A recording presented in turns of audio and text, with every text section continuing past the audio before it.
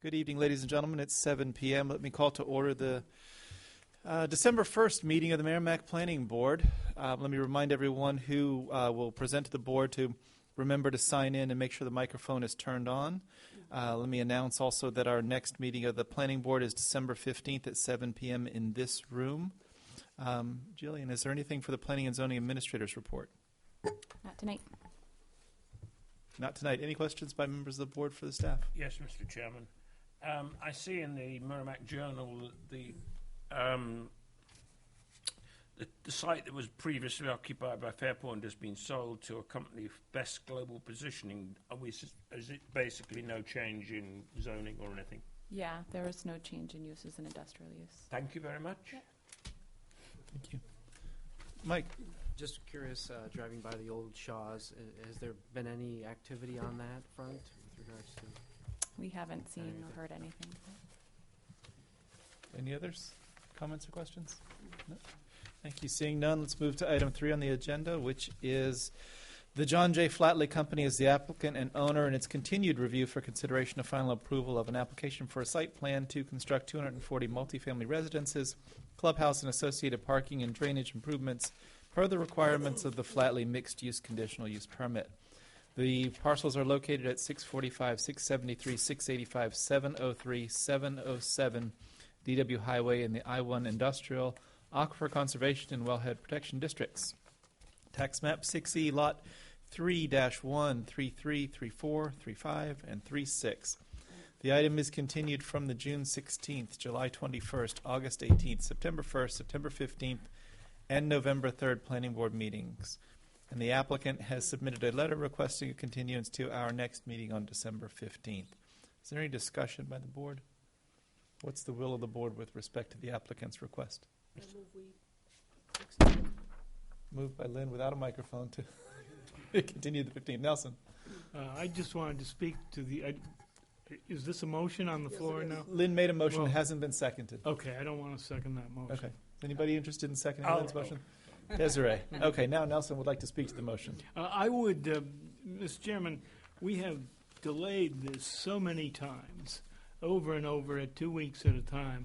We're now talking about putting it over to the same night we're trying to do the capital improvement program for the whole town, and the school and the water district, I understand, is in the mix this year, which is a good thing. And I would suggest that we postpone it until January and let these people get it together, because there's been so many delays, and they're always just a week away from getting it. And I would vote, if I were voting, I would vote against this motion and suggest instead a motion to extend it to January, the first meeting in January. Nelson, can I speak to that? Of course. We had suggested that they continue it to December 15th so that us as staff could put together an updated memo that outlines what they've accomplished since September. I think that they'll be ready to go for December 15th and that they would wish to do that at that point. So this latest continuance is on behalf of the staff's request rather than the applicant's, more or less? More so, yes. Okay. Thank you for that clarification. Okay. Are there other comments or questions by the board on the motion? Lynn? I think Nelson has a valid objection to the date where we've got the capital improvement program. That usually takes most of the night.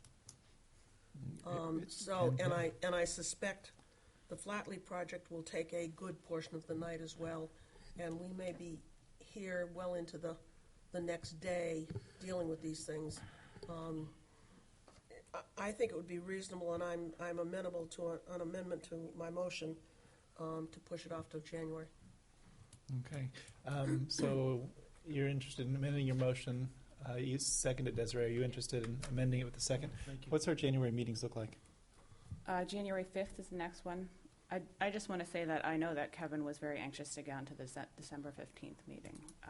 So I think that it would be hard on his schedule to push it off another couple of weeks. Any further discussion by the board? I'm reluctant to discuss it at all since I recused myself on the item substantively. So, the point I suppose that could be made is that Kevin is trying his damnedest to get some commercial input to sort of make his case for getting the 5th apartment block. And if we delay it to January, it makes him harder for him, given at our last meeting he did make the point that he'd got somebody, I think one organisation sniffing very seriously. I feel we should actually accede to his request to enable him to maybe convert this potential into a reality, which would make life a lot better if we could get all those 5 apartments built together. My thought with continuances generally is, I know that we've had issues in the past where all of the items or the only item on an agenda was a continuance, and then we sort of gathered here to vote on a continuance and go home. And I found that to be very frustrating as a member of the board. This isn't one of those cases because we're obviously going to be here to do other business. So if they turn up not ready on the 15th, then there's nothing that stops us from continuing it again and bumping it out, and it wouldn't be a case where we've come together just to do that. But Nelson? My fear would be that they are ready on the 15th, and they come in, and we've got to spend some time understanding what they're proposing and looking at the options and looking at what they've presented, which we haven't seen yet, really, anything that they're going to do. So I would like to be able to give it full attention and give it the kind of scrutiny it needs for a project of that size and scope. So that I would still stay with my original recommendation. Understood. Other discussion? So the motion as amended on the floor? Is it possible to move our meeting earlier that night? I suppose it could be if we were able to. Because notice. if we do it, I'm expecting that to be a very, very long night. And I'm thinking if we push the meeting start date to 6 or time to 6, I don't know if everybody can make it, but I don't think it's a question of whether we can. I mean, probably we all might, but you've got to remember you're going to get the town manager and the town assistant or deputy manager, whatever the correct title is, plus the school board and the MVD staff. Are they going to want to start at 6 o'clock? And I'm not sure. my guess is they would be welcome to start at 6 o'clock rather than 7. I know Tim's But already been scheduling with them. I'd have to ask him what the possibility would be of rescheduling, I think. If everybody was inclined to think about moving the meeting till 6, you could always sort of designate that to be when Flatley's up, because they'll come at 6. And their discussion, get that out of the way, and then by 7 o'clock, Right. you're on to your regular meeting items, potentially. If Kevin wants to be here, he'll be here when we specify, so. If we could move it to 6, then I'm somewhat willing to. We have a comment? Sure, let's take some public comment. Why not?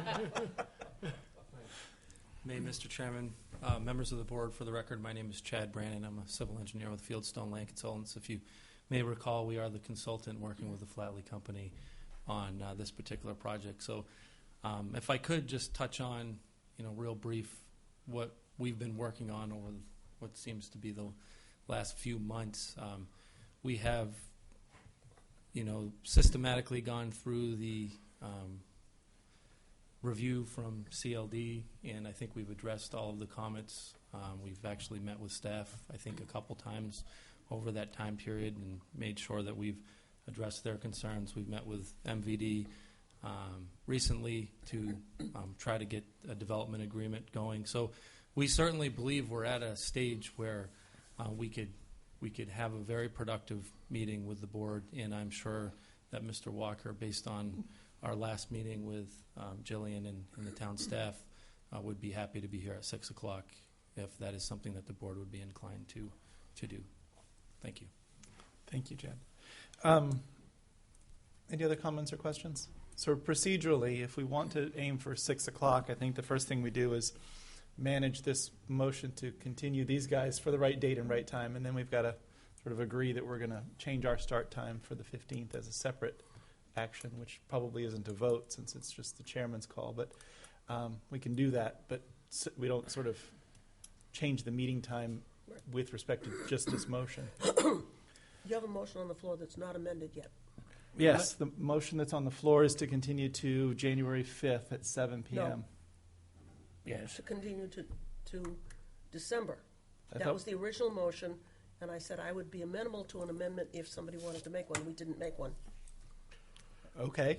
Could It's okay with me. Can I if you just wanna do check one procedural thing? The notice of that meeting has not yet been posted because I don't. So we've just about got 24 hours. That's not me. I'm talking. that? It's a telephone somewhere. But We've got 24 hours, 36 hours to get it out because we're going to have to make it clear from a legal point of view, don't we, that we have to announce that publicly and post. yeah, pieces it'll of be on the paper. agenda and go out. And that hasn't gone out yet because they So, just all right. sent it to me to prove it Yeah, today, and I haven't me- done so. Oh, okay. I just wanted to everybody be happy. No, you're doing the right thing. No question about that. Okay, so even if we haven't amended the original motion, we still do have to amend the original motion to indicate that that meeting is at 6 p.m., not 7 p.m. I thought you wanted that a separate procedural. The decision, issue. yeah, the decision to move the meeting is a separate one, but you've got to give notice to the folks that it's continued to 6 p.m. in this Then yes, room on December That's part of 15th. my motion. Desiree, are you okay with that as a seconder of the Yes. motion? All right. We confuse this clarification. continuance anymore. Could we have the motion clear now? Yes, the I'm motion is to confused. continue the Flatley item until December 15th at 6 p.m. in this room with no further notice to abutters. Point of order, Nelson. Mr. Chairman. Yes. Who has the authority to vote on this motion? Uh, 'Cause, I think we've got more people here than board members. Just the board members. just the full members, because nobody Just can the sit full in for members, yes. Tom. Okay, And so the two alternates don't have a position to vote with all of the other members here. okay. Thank you for the question and the answer. Without further discussion, all in favor of the motion to continue to the 15th at 6 p.m., say aye. Aye. Aye. Any opposed? Any abstaining? 600 to approve that motion. Now, separately, as the chairman, I will designate the meeting time to be 6 p.m. officially. With that, we're off to item 4 on the agenda, which is Energy North Group, Inc. as the applicant, and E&I Daniel Webster Highway LLC as the owner. Review for acceptance and consideration of a waiver of full site plan review for building renovation and addition of a drive-through service window to an existing fuel dispensing station, convenience store, and truck stop. The parcel is located at 140 DW Highway in the I-1 Industrial and Aquifer Conservation Districts and 500-year flood hazard area, tax map 2D, lot 7. Jillian, is there anything that we need to know before we hear from the applicant? It's pretty straightforward. The applicant's proposing to renovate the convenience store, add a drive-through, sandwich shop, and a coffee shop, and they're seeking waiver of full site plan tonight. Thank you, and if you've signed in and your microphone's on, please tell us about the project.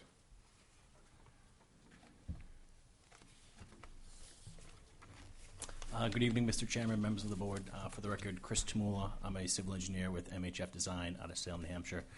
With me is Pat O'Connell from Energy North Group. My presentation is essentially everything you guys just talked about, but I'll go over the plans and everything to kind of familiarize everybody. Where is the best place to set everything up so the camera, is it over there, over there? An easel on this side, a little bit closer, kind of off the end of the counter. And then if you're going to speak while you're at the easel, there's a microphone there that you can take with you.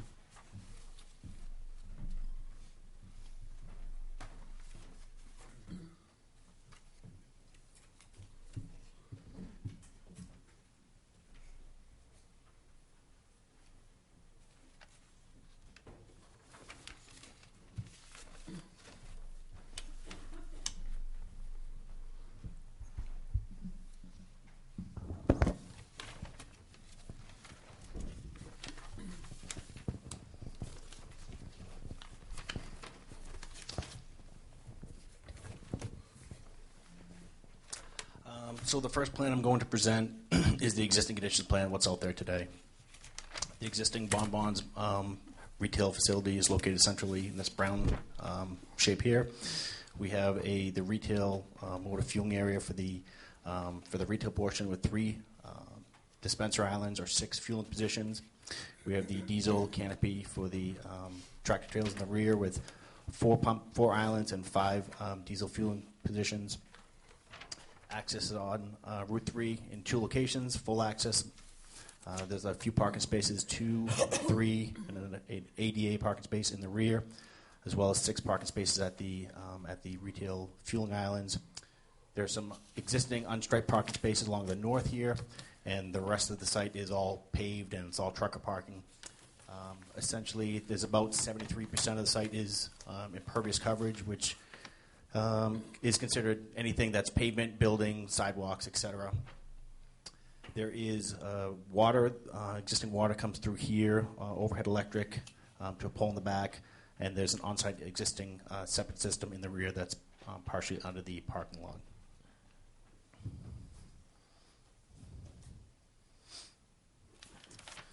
So what we're proposing to do is expand the building from just about 5,400 square feet to about 5,900 square feet.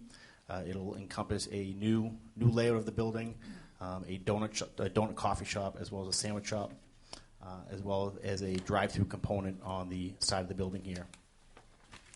We're restriping the parking, so there'll be new ADA accessible parking space, parking ramp here, as well as a bollard for anybody coming through. New stop bar, stop signs. There's three new parking spaces in the rear, a fenced dumpster enclosure, as well as a concrete pad for the HVAC units. Currently, the HVAC units are building mounted, so they'll be taking them off the building with the remodel of the building and putting them on a pad mounted unit there. Driveway access is to remain the same. The canopy is to remain the same. The diesels remain the same. There'll be some rebranding of the imaging of the building. But the main goal of us being here tonight is to get the waiverable site plan review approval so that they can start construction of the building during the winter with any site work to be started in the springtime. Additionally, with the added impervious coverage with the drive-through lane, what we did is we offset that by adding an additional green space here. So we have a net reduction in overall impervious coverage of about 172 square feet. I talked to DOT the other day, and we do have to file a driveway permit with them. We currently work with Greenman Peterson, our traffic consultants, and they're dealing with that portion of it, but we don't see anything that's going to prohibit the DOT from giving us approval on that. We met with the Conservation Commission a couple weeks ago, and they had essentially their standard boilerplate comments, which I believe are outlined in the memo that we received the other day. We have no issue with any of those comments that the Conservation Commission had. We met with town staff prior to that, which is essentially the reason that we're here tonight seeking approval. As part of the review comments that we received, there were some comments from the fire chief with regards to circulation around the building for the bypass lane. There were a couple comments with regards to the parking, a couple of notes. So since that time, we actually modified the plan. So we're now showing a dual bypass lane, so it's a full bypass all the way around, whereas the other one started approximately on the radius here.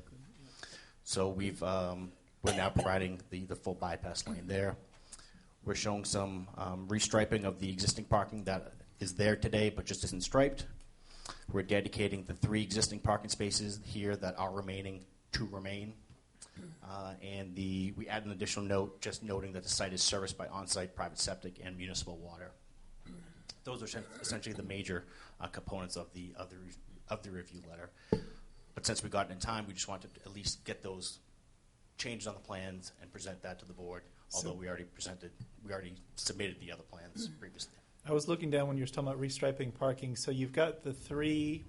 Okay, that's the road that I was talking about. Yep. So you're going to stripe all of those. Yep. So there's 12 new spaces here. The Then 3 3 spaces there. here. There's 3 up 3 new top. spaces, and then the 1 ADA accessible space. So those spaces, in addition to the 6 spaces that are at the retail pumps, there's a total of 25 parking spaces. Okay, and that's what we you need. need. And we Okay. need 10. So that was the other component. Is we modified our zoning table to reflect the new parking. Okay. That's essentially it. I'd be happy to answer any questions. Sure. Let me. Desiree. I could wait till I didn't know if you'd mentioned it or not, but the stacking spaces, what's the number of stacking spaces you're showing on this new plan? So we're showing 9 stacking spaces, and the reason that we're not showing 10 stacking spaces because the 10th space would actually be in line with the diesel island that's closer to the building. So we felt it didn't make sense to have the additional stacking. I mean, typically we're looking at anywhere from 8 to 9 spaces anywhere for our stacking. So 10 spaces just to show this. I mean, we could show a car on the plan, but I mean, it just doesn't seem to make sense from a safety point of view to have that there. So we are, so we would essentially be looking for a waiver from the 10 stacking spaces. The waiver isn't so much an issue as what'll happen in reality if 10 cars are actually there in line. Where are they going to go? Is there going to be any kind of striping or indication that tells people to not block certain areas, or do you just figure that if there happens to be a big crowd in the morning, they're going to kind of be wherever they are? Or right now we are showing. We're showing striping. We can add some additional striping on the plan to delineate the 10th space if the board so chooses. We don't have any issue with that. It's just we felt it made a little bit more sense to just not show it there, so there is no conflict, with the diesel. No, I certainly understand that. It makes a whole lot of sense. I just, as these drive-through windows go, at 8 o'clock in the morning, if 15 people show up, they're going to be wherever they choose to be. And do you have a plan for whether that's going to interfere with your diesel pumps, or are you going to try to keep them sort of waiting on the other side before they cross over that section, or have you thought about that at all? It is almost self-regulating. If there is a truck here, the chance of somebody actually parking behind that truck or trying to get, they're more likely to actually pull into the parking space and go into the store. They may well do that, and you've got a great site compared to a lot of others because you won't back up traffic into the road no matter how many cars are in there. You guys got a ton of space. You're never going to face that issue, which is a huge improvement over some of the other layouts for. Do you know if it's going to be Dunkin' Donuts, or you don't know what brand? At this point, it's a donut shop. They haven't committed on anybody. Okay, thank you. Turning back to the board with a little bit of housekeeping business, the first order of business is for us to decide whether the application is complete, and we accept it for a review. Desiree. I'll make a motion that we accept the application as complete, so we can continue with our discussion. Is there a second for Desiree's motion? Second. Second by Lynn. Any other discussion? All in favor say aye. Aye. Any opposed? Any abstaining? 6-0-0 to accept the application. You have asked for a waiver of full site plan review, which certainly is self-explanatory. You've asked for a waiver of the paved pedestrian way or sidewalks along the existing roadway, and a waiver of the 10 parking spaces, which you've already spoken to. Do you want to speak to the request for the sidewalk waiver? The justification for it? Yeah, it was my understanding in talking with staff when we first met that although there is a sidewalk that is just before our property line, that DOT essentially will not allow any sidewalks being installed along the right of way. So Tim Thompson felt it was appropriate to request a waiver for that. Okay. Is that still true based on Tom Mann's email today? Certainly haven't had any confirmation or reconfirmation during the day today, but the email that I got from Tom was sort of a different topic or focus than the reason that the DOT doesn't want to proceed with sidewalks, and that's because the town doesn't have a plan, and we still don't have a plan. So I wouldn't expect DOT's view of that to be any different. Yeah, well, that letter, of course, talked to another section. I thought there was the sidewalk on the opposite side of the street there. Well, there's a sidewalk south of it, right on the same side of the street, because it's showing on the plan. And then going north, the other DOT, the other BAE property, does that have a sidewalk in front of it? Is based on my sidewalk, I did not notice any sidewalk along this side. If there's some further down, I did not notice. But at our property line, I did not notice any sidewalk in that area. Yeah. Okay, I guess it doesn't show on this. Yeah. Is that divider between your two driveways landscaped now? The little narrow island thing? This here? Yeah. It is. It's a small grassed area, yes. Okay. Any of the landscape areas that you're working on, you're going to do anything other than grass? Any trees or shrubs or anything? When we met with Tim, he felt that basically the site plan was essentially good enough, that with the existing conditions plan.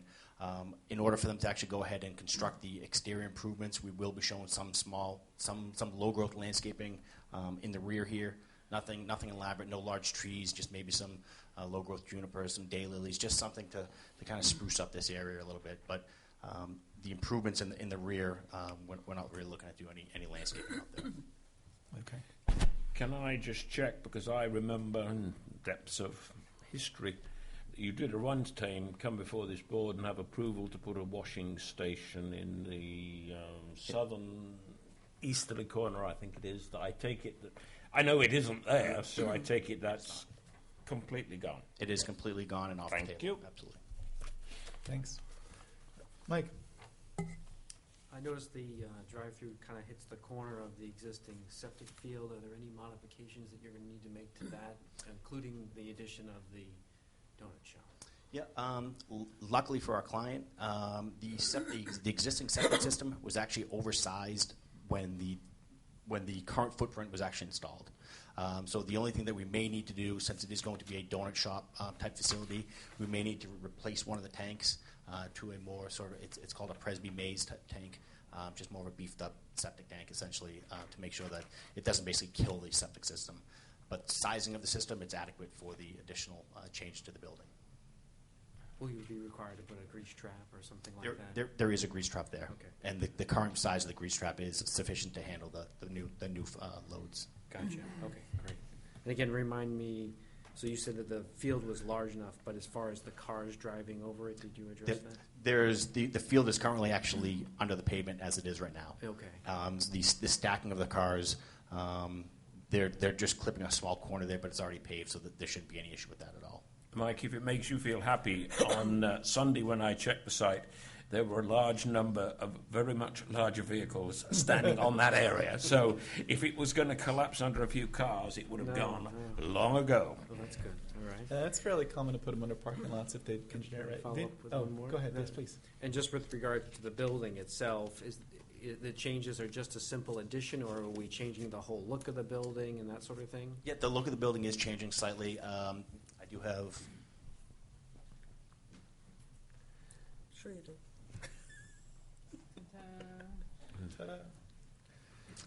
So what they're looking to do is add a couple dormers to the front of the building.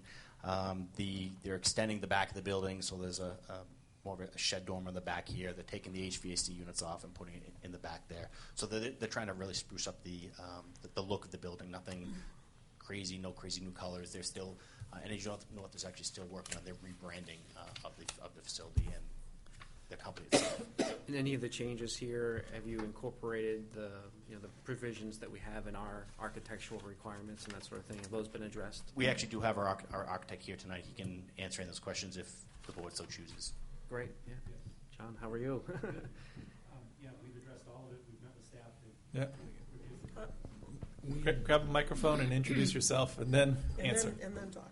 My name is Jonathan Hawley. I'm with Warren Street Architects. To answer your question, yes, we have addressed all of the issues. We've met with staff. I'm unaware of any comments to what we've done. They're really cosmetic improvements to the front, a couple of dormers on the front, and recladding the outside. The addition on the back, we're tearing. It was a series of additions over the years. So what was in the back was a block building that they used for showers for the truckers. We're taking down most of what was sort of a rambling shed on shed on shed and rebuilding it with one large shed roof in the back and cleaning that all up. I see. So, okay, great. Thank you. Okay. That's all for Finn, you had a hand up a while ago. Mike. Microphone. Microphone. At this point, has it been decided by the board? Are we still thinking about waiving full site plan review? Because this looks like it's a little more complicated than just adding a couple square feet to something and then really reconfiguring the way the lot's going to be done, be used. And I personally have a big issue with the idea of having, first of all, you're only going with 9 queuing spaces for the drive-through. And looking at the plan, it's relatively close to where the trucks are going to be when they're actually fueling up. Not sure if there's a better idea possibly of moving the actual drive area for the drive-through so that it goes in front of where the trucks normally park, and then there's actually space so that the trucks and the cars aren't interfering with each other. Again, that's not our issue. That's going to be an issue that they're going to have to contend with, but the first time a car gets in an accident with a truck, it's going to be, well, what were they thinking? And so looking at the safety of the patrons of the Donut shop more than so much the truckers is not going to be a big issue with them. They're pretty solid vehicles. I think it's a little tight and congested. And so going back to if we're going to waive full site plan review, it looks to me like there's a lot more going on here. There's changes of the building, the way the layout is, landscaping. I mean, I'm not all that comfortable with the actual waiver for that at this point. And so we're getting into site plan issues, but are we actually addressing the need for a waiver or not at this point? Sure. No, we haven't yet. The applicant's requested a waiver of full site plan review. The board hasn't taken up the question whether it's willing to do that. The applicant's also asked for the waiver of that 10th stacking space in the driveway, and it's up to the board to decide what to do with that waiver. So no motion has been made on any of that yet, and it may be the will of the board that they don't want to. Sorry, and if I We may- don't want to. If I may, Mr. Chairman. Yes. So what we were trying to do is we were trying to basically manage minimizing any interaction with the truckers in the rear, with the donut shop and the drive-through. So we felt that if we push this drive-through further back to get additional queuing, you're losing trucker spaces, and you're also providing potential conflict with the pedestrians and the truckers in the rear. So we felt by keeping everything close, the islands are here, so your truck is going to be sitting here. There's plenty of room for a passenger vehicle to get around, so there's no interaction with the truckers. There are 5 fueling areas, so there shouldn't be any trucks stacking one behind another to minimize get in conflict with any cars there. We're not adding that much more pavement. We're not changing any utilities. The landscaping is minimal. Stormwater conservation was okay with it. There's very minor grading. We felt that when we met with Tim Thompson and staff that it was his recommendation that we do the waiverable site plan review just based on the fact that there really isn't as much, in our opinion, going on than it may seem. As I look at the plan, I'm seeing both at the diesel pumps and then to the north of the diesel pumps, painted arrows on the ground, painted directional arrows. And the ones at the pumps certainly make sense, although there's an awful lot of them. Seems like you wouldn't necessarily need that many. These ones to the north of the diesel pumps that go towards the back of the lot and go straight for a while and then make a left and then go straight again and left and straight and then left again. I'm confused as to what in the world you're trying to direct people to do there. I was as confused as you were when I went out there. These are existing arrows that are out there. I'm assuming it's for the truckers to realize that they can park in the rear or they can come around and get gas at the canopy here. I'm not sure that message is accurately conveyed by those arrows. Yes. Do we have an existing site plan for this, for the site today? I'm sure that we do. Was one given to us, the current one that's in use today? Yeah, he's got the existing conditions as his first plan. Existing, I'm talking the original site plan that was approved when the site was put together, or as it's been modified over the years. Do we have a copy of that? I don't know that we have one with us. I mean, we've had this property before us at least a couple of times that I've been here, so I think they exist. I would just think that if the applicant is here to make some more changes to the site, that it would be incumbent on them to make sure that we have the current site plan so that we can actually see the physical changes. Isn't that what the existing conditions tell us? It kind of is, but then there's issues that are on that site plan that would show certain approval requirements and things like that as far as where the trucks are supposed to park. It just, to me, it makes a little more sense, just to get it, because I'm new to this area and not very familiar with what has been approved in the past. Certainly haven't been on this board all that long, but it would just give me some more information. My client has purchased the property, and what is out there today, they've had nothing to do with what's happened in the past. What they're trying to do is they're saying, okay, look, we went out there, we did a topographic survey. Everything that we're showing on this existing conditions plan is what's out there, what has been built. So whether it was done permits or non-permits, I'm not concerned about that. My concern is what is presently approved and how it's supposed to be being used and the changes that are going to be made. I believe there is a site plan on record that has I would have been approved. expected that to be here tonight for us to do the approval, especially if you're looking for a site plan waiver, full site plan waiver.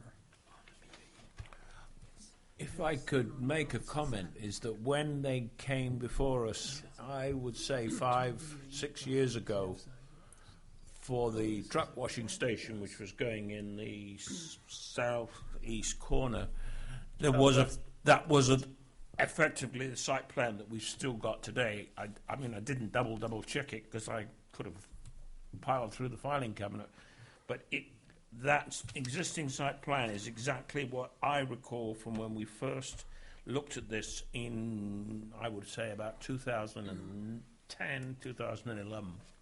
So I don't think they've done anything different to what's there now, but that's my personal view.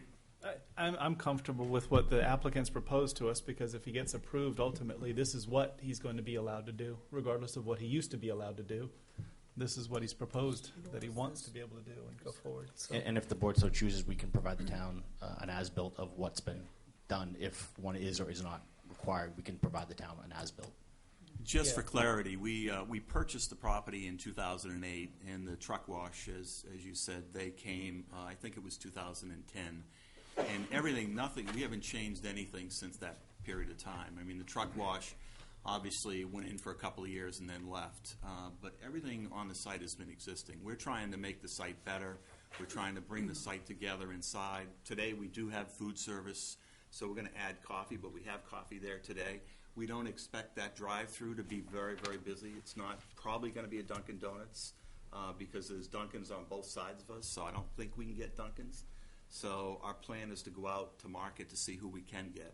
But with a queue of 9, and we have 21 coffee shops installed on our properties, a queue of 9 is pretty good. And I do hear your point about the trucks, directly behind us.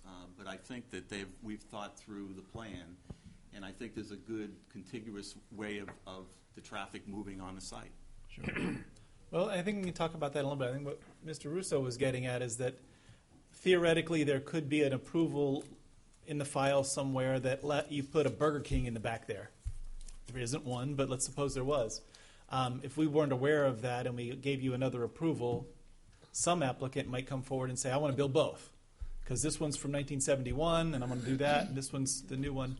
And I don't think that that's necessarily the way that it would play out, but an applicant could try to make that argument, and that's why you'd want to have that previous approval. However, having some familiarity with the site sort of changes that in my mind.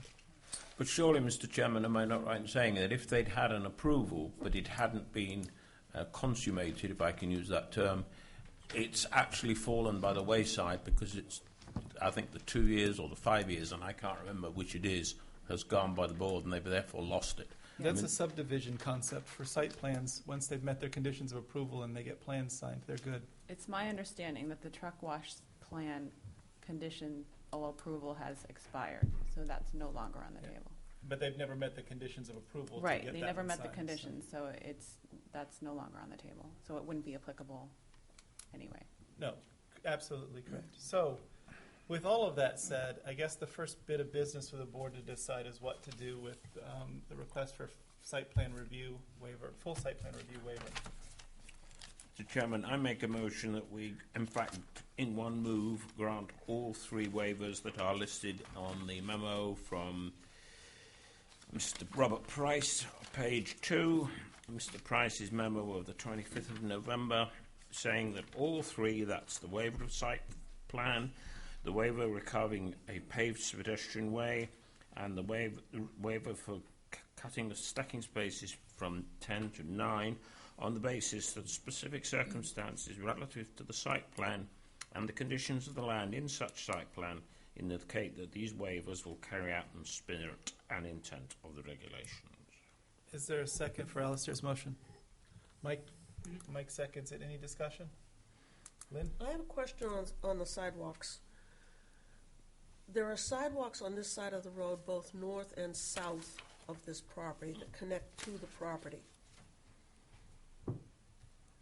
Is there room on the property to reasonably, if you're coming from the BAE on the north, walking towards the BAE on the south, that you can walk along the front of their property easily without actually having a sidewalk? Walking the road. I'm not aware of how far the sidewalk on the north comes to our property. Like I said, when I was out there, I did not visually see any sidewalk in the direct vicinity, whether it was... There's no sidewalk between your property and the entrance to BAE. But on the northern edge of BAE, there's sidewalk. Okay. So on the, do you have the plan that shows the existing conditions with the impervious area? And your entire front of your site, except for a 3-foot grass strip, is paved. Right. So there's certainly room for someone to walk inside of that grass area across the front of your site. It just doesn't have any delineation of a line or something to say And this that is was for my question. this is for pedestrians and this is not. Would you have any objection to painting something along the edge of the pavement that just shows this is a pedestrian Along area? the curb line, is that what you're saying? Yeah. As long as it's not a safety issue, as long as you feel confident with that. I try not to promote pedestrian access where there's a canopy directly in front of it.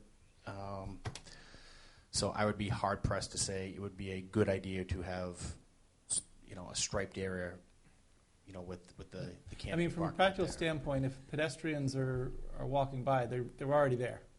It's just a matter of whether you're telling the cars, look out for them, or not. And I'm not aware, are there a lot of pedestrians walking in this area? I don't know. There are some. Yep, there are. There are some. I see them. Because Yeah. they come out at lunch Yeah. and walk. And they walk down across both places and down to Manchester Street and back up again. Desiree. Just along the lines of talking about the sidewalk, you've got the 12 parking spots on the far side, which is through the cross traffic that takes all the semis around the back. So you already have that access that you've got to go across the site anyways. So if you put some kind of delineation, I mean, granted, that's all the way out to the street side, but the argument that having them in front of that little pump for the pedestrian, you're running 12 parking spaces in front of the big trucks. And it would normally be our approach on those 12 spaces to tell you to put a crosswalk between those 12 spaces on the north edge of the site over to your building, so people know where to go. We have no issue in doing something like that. We can restripe this area to make sure that there's a striped aisle from these parking spaces to there, so then if somebody is coming from the north, they can access the site and safely maneuver, through the crosswalks. I think that makes some sense. Yep. Is there any other discussion on the waivers? Feeny?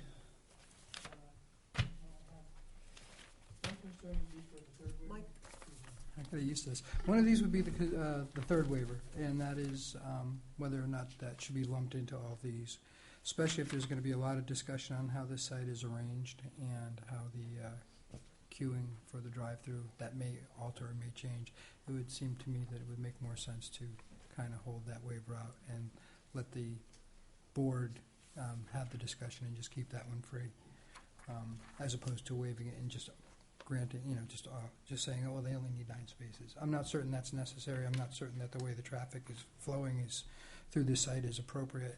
And then the other issue that I have, and I'm going back to the full site plan waiver issue, is if this plan, which we have, the second page of our application, it shows the addition, it shows the working conditions, what you have right there. It's not what I have. I see nothing on this plan showing existing parking for the trucks, where they're designated to park, how they're supposed to be driving. I see an existing conditions plan, but that doesn't even show the truck parking. Right, there is no striped parking spaces for the trucks out there currently.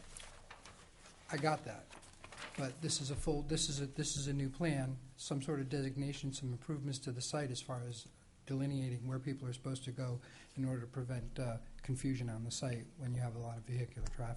Right. What we're trying to do is we're trying to focus all the site improvements around the building with the drive-through. We're not trying to impact any of the truck spaces. We're not doing any work back there. We're trying to focus everything in the front of the site. Okay, yeah, I get that. I get that. But you have to tie it in with the existing conditions, and the new plan has to show everything. Okay, I'm not telling you to do a whole site plan review. I'm saying, as far as lighting and all that other stuff, I'm saying, this plan, if this is what's going to be done, so when somebody comes back to us in 5 years and we say, well, yeah, there's truck spaces in the back. Well, we don't have a plan that shows that, and that's why I wanted this other plan, so that it all can be incorporated as one, so that you have one neat plan that shows the whole package. And I'm having a problem with, a lot of confusion just trying to figure out what's going to be where, and then I'm looking at a photograph that shows parking spaces for the trucks. I don't know if it was delineated or not. I mean, this sort of looks like it might be, or it just might be the wear marks in the ground. But how the trucks are supposed to be set in there, how they're supposed to maneuver, and make sure there's enough maneuvering space for the trucks and the drive-through not to conflict with each other. I'm just having a lot of issues with this, and I feel at this point that, you know, I'm not against the waiver of the full site plan review. I'm okay with that because we're going to be able to have say as to how this site is set up. And I'm certainly not, I'm not sure I have any issue with the pedestrian walk area, although some striping and things like that probably have to be addressed. But the third one with the drive-through and the queuing, not really knowing who's going to be in there. I mean, you're saying today that it may be Dunkin' Donuts, it may not. Dunkin' Donuts loves having lots of places. The more there are, the better they do. That could come in. Today it might be one donut shop. Tomorrow it could be another one. We don't know this. And so if you're basing your decision on only having 9 spaces because we're not going to have a big-name franchise in there, well, what if you get one? Then does that change things? So you kind of have to sort of, and I'm having issue with that. I would just say that I think it would make a lot more sense. You know, I have no problem going with the first 2 waivers, but keeping the third one out of there, and then really kind of lay down this plan and get something in front of us that shows the whole site so that we can see how it all works together. Thank you, Mr. Chairman. Thanks, Vinny. Desiree, you had a comment? I was just going to make a comment to the talking about like the parking on the back side of it. Personally, for me, to kind of just a note on there saying, you know, truck parking on the back on the plans, just revise them so that it kind of explained it. Obviously, you don't want it striped because you let them park. However, I assume they understand the system. But to say, hey, this is for truck parking and it's not for other stuff, it would be just a clarification note on the plan, I think would be something. We have no issue adding a note onto the plan indicating, you know, approximate limits of the truck parking. Yeah, I think that that's a good solution. I think even if there was an effort to put some organization to that and stripe it, I wouldn't feel terrible about that either, although I understand the reasons why you would not want to do that. The one thing that I would like to sort of talk about once we're done with this motion about the waivers is those arrows that I was talking about earlier and figuring out what was that all about and make some sense of that going in the future and fix them up so that they do whatever they're supposed to do for directing traffic, because, I don't know, it looks kind of like a slalom course now where you just kind of weave in and out. Other comments or questions on waivers? The motion that's properly seconded on the floor is to grant all 3 waivers in one motion. If there's no further discussion, all in favor say aye. Aye. Aye. Any opposed? 1 opposed. Any abstaining? 5-1-0 with Mr. Russo opposed to grant the waivers. Are there any abutters or citizens who wish to weigh in and provide the board any information before the board considers final action on this proposal? Seeing none, close the public hearing. Does the board want to have any more discussion about other various aspects of the plan? I know it was. I have a question. Yeah, just one question. I noticed on the original plan you had an entrance in the back. The new plan didn't. What I have here doesn't show an entrance. An entrance in the back of the building. There is no. The entrance is now correct. The entrance is now in the front. The 2, so you only have 2 in the front, nothing Correct. in the back. Correct. Okay. So the people in the 3 parking spaces are going to walk around your building to get to the front? Yeah, I mean these spaces here, they could be, you know, dedicated for employee parking. You know, obviously getting as many parking spaces around the building are, you know, it's a benefit to both Energy North as well as the, you know, customer convenience to get into the building as easy as possible. Okay. Well, one of them back there is your ADA space, or one It's- ADA space. That's being removed because the building is actually being expanded Oh, I over got that. you. I follow you. Before we take up the idea of some final action, Nelson, you have a I comment? have a question.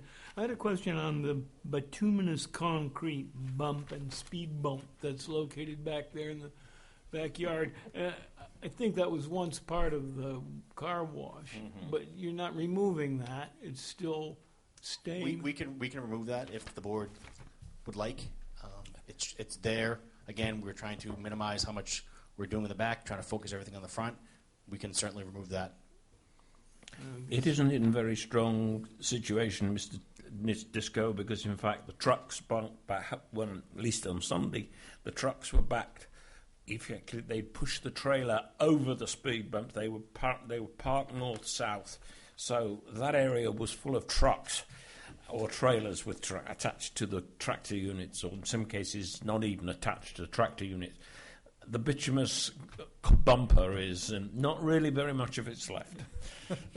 Okay, well, I thought it was there to sort of contain the water. Well, on that the was site. what it was there for, but it's sort Yeah. of, and as it has not been used for the last 3-4 years, according to what the gentleman says, it has been, truckers being truckers, they will wreck anything if you give them half a chance. No, Well, be kind. Nelson, you have further comments or questions? just one other comment on the visuals, the architectural views. We didn't get that in our package, and I think we should have if we should going to be approving it based on its appearance. I can't see it from here. Maybe the other board members can, but it should have been in our package. I just want to make that comment for the staff and whatever, that if we're going to be approving something, we should have a package to review that includes it. Thank you. That was submitted in the package originally, correct? I think it's a staff issue. Thank you. Okay, sorry. You're trying to control sort of how much goes out in the mail just to control volume. But Mike, Just a question, and it may go to Jillian with regards to the original use as a parking area for the trucks. Do we have a sense on file as to how many trucks we're allowing, or what the configuration of that back lot was supposed to be, or? I don't have that off the top of my head. I'd have to look at the original site plan. On approval. Sunday, there were 28 units, whether that's, in some cases it was trucks, some cases trucks attached to, tractor trailers, in some cases it was just trailers, the trucks had left them there. There was 28 on Sunday. The drivers are kind of self-policing on that. Yeah. Yeah. So is it a parking lot or is it a depot? I guess. No, it's a parking lot. It's not a depot. But when they because drop the trailer, doesn't that make it a depot? No, because it's the tractor driver is allowed to do that. If it was a depot, just to explain you, when he comes back and backs up to it, he's got to do a full check. If it was a depot like the brewery, the check is done by the maintenance staff. There is no maintenance staff to do it. The truck driver is responsible for carrying out pre-start-up checks from before he pulls off the site. So it's not a depot, it's a parking lot, which DOT allows the drivers to do that. They want to go and take the tractor unit home and come back, but they are then required by the driving rules, as with all of us, if we park a vehicle away from our terminal or a depot, then we have to go through a whole system of 148 checks before you move.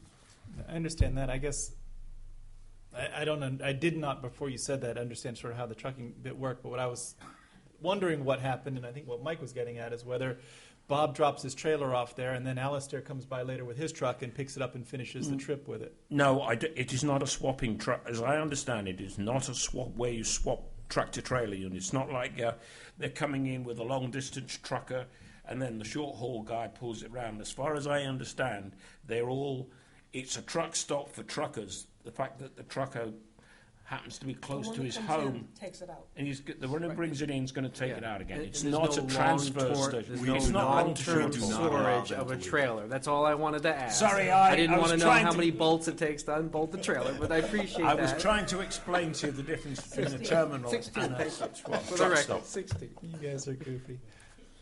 Thank you for that.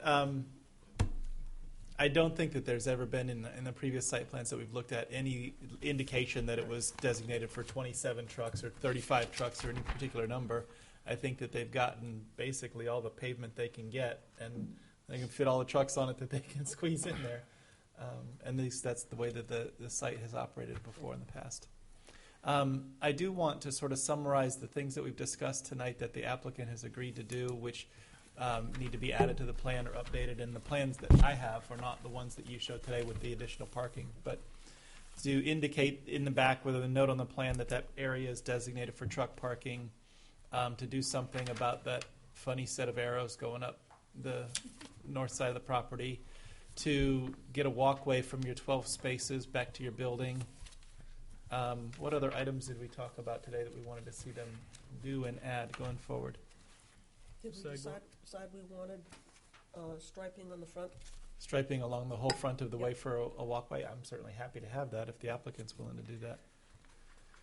We agreed to come over from the side to the store, correct? From the side to the store was one, but then also just completely along the DW highway frontage with some 3 or 4 foot cars, wide. if there may be people walking there, even though it's not an official sidewalk. I'm not clear. We're You're looking again along Yes. along Yes. here. Mm-hmm. Yes.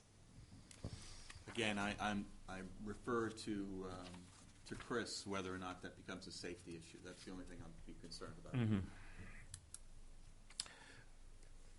Can we get back to you on that? After Well, or You've got a safety issue because people are walking there already. And that would help delineate it to alert cars pulling in and out, that there would be people walking, so it would be safer than if it weren't there. At least that's my opinion. Do you agree with that, Chris? to a point, yes. Sounded no acceptance. I think if there's a reluctance to sort of designate an area on the ground, there may be maybe for the board to consider whether it would be acceptable to have some signs that say, watch out for pedestrians or something. Across the street here, to put a sign for the pedestrians, have them cross Route 3 so they don't have to walk there? Is that what we're going to No, ask don't them? chase the The pedestrians. Right. sidewalk is there in front of BAE. Well, it is on the site to the south, but not Yeah. on we the site can- to the north. Yeah. We can add a 4-foot striping along this area just to sort of designate it. Yep, that would make me happy. Would be better. Are there any other things that we've discussed as bits of modifications to this plan, the applicant? Were there any wall lights going on the new building extension or the modifications? No. Nothing new.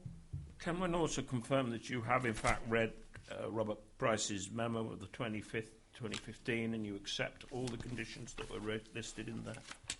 It's primarily the Conservation yes, we have. Commission's request of using Snowplow certified contractor for. Absolutely. You've Yeah, bought we- into all those, and you bought into all the item 6, striping of existing parting, and all those little minor clarifications. Right.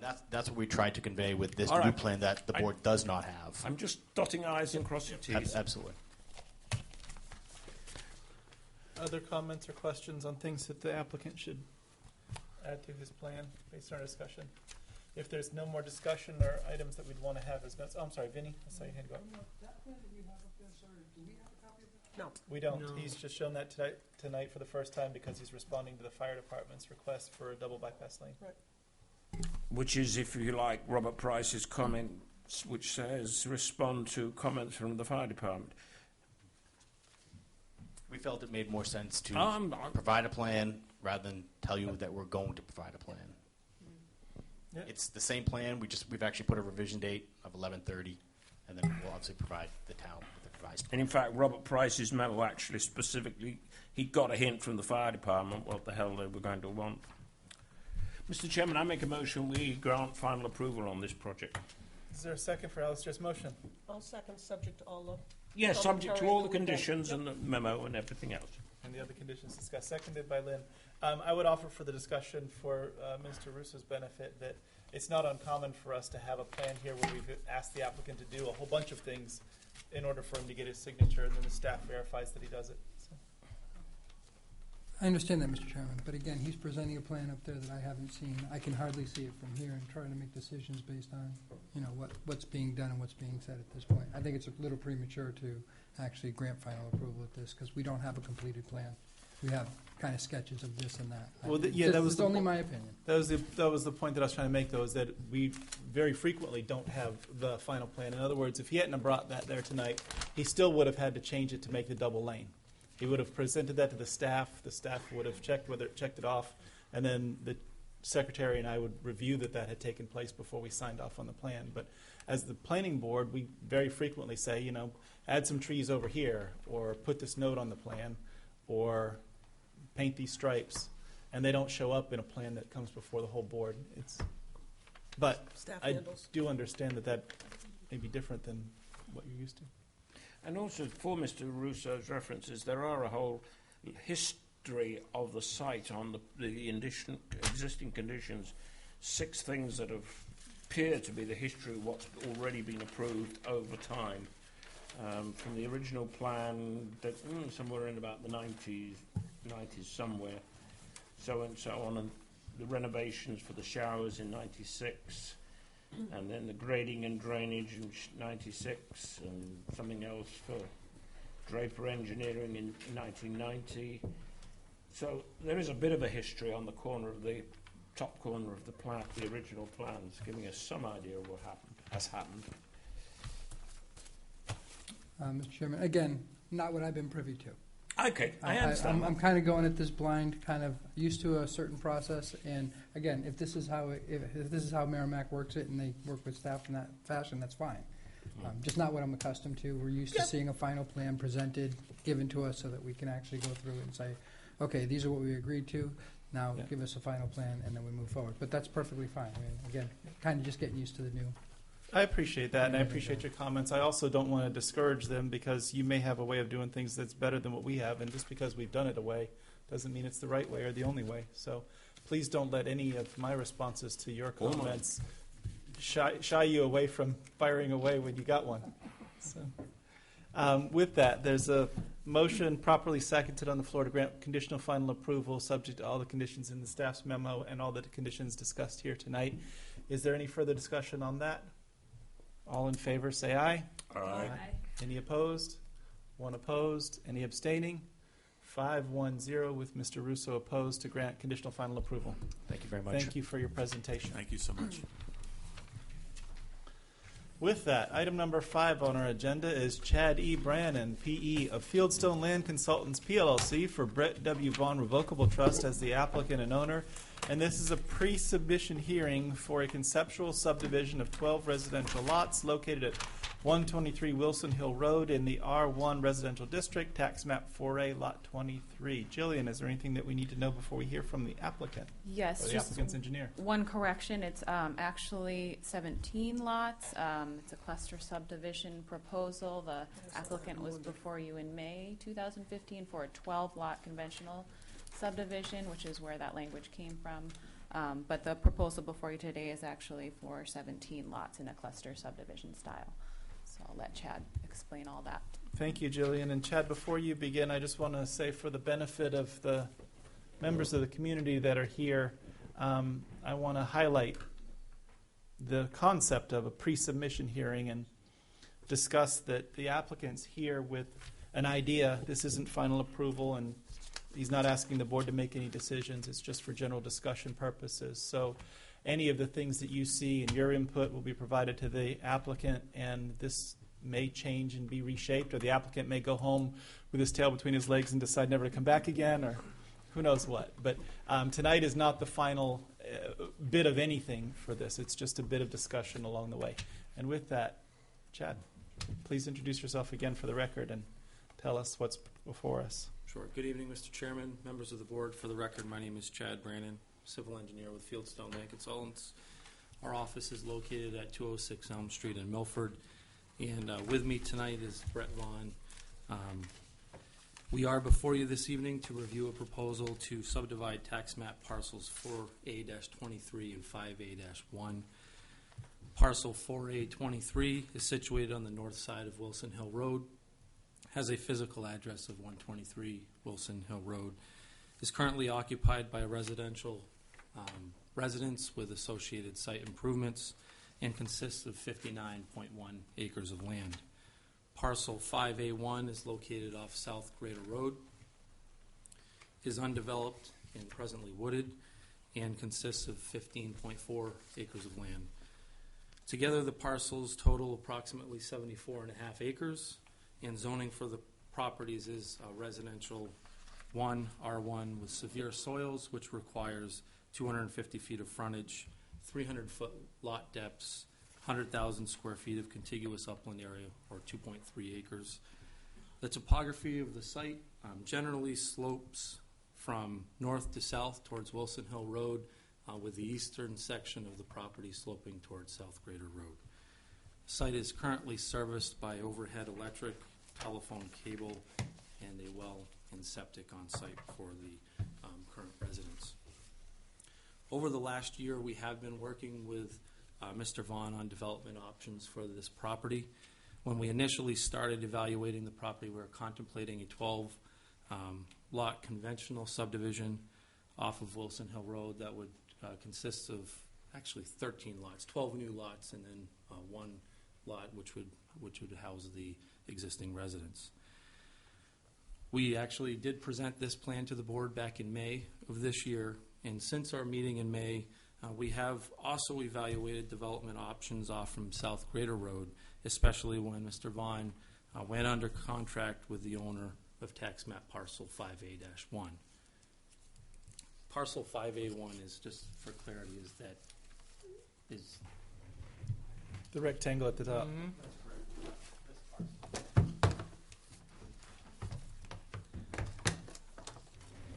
These options off of South Greater Road consisted of another road which could service up to 9 lots. After evaluating these plans, we decided to take a closer look at the big picture. We reviewed the regulations in more detail and actually took a look at the Merrimack GIS conservation lands and thought that a cluster subdivision may be a better option for this property. And if I could, Mr. Chairman, I'd just like to flip the page real quick.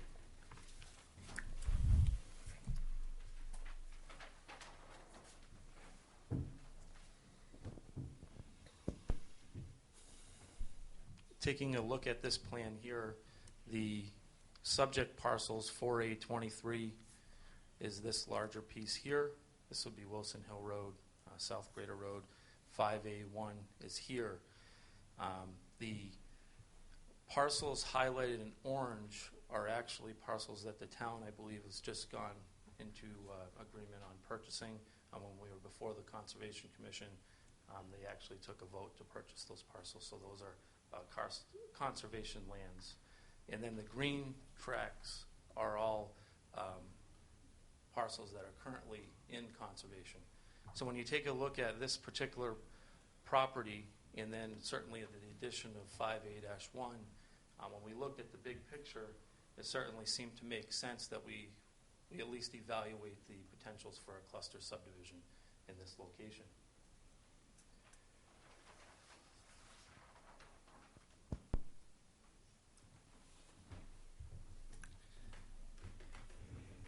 The proposal that we have before you this evening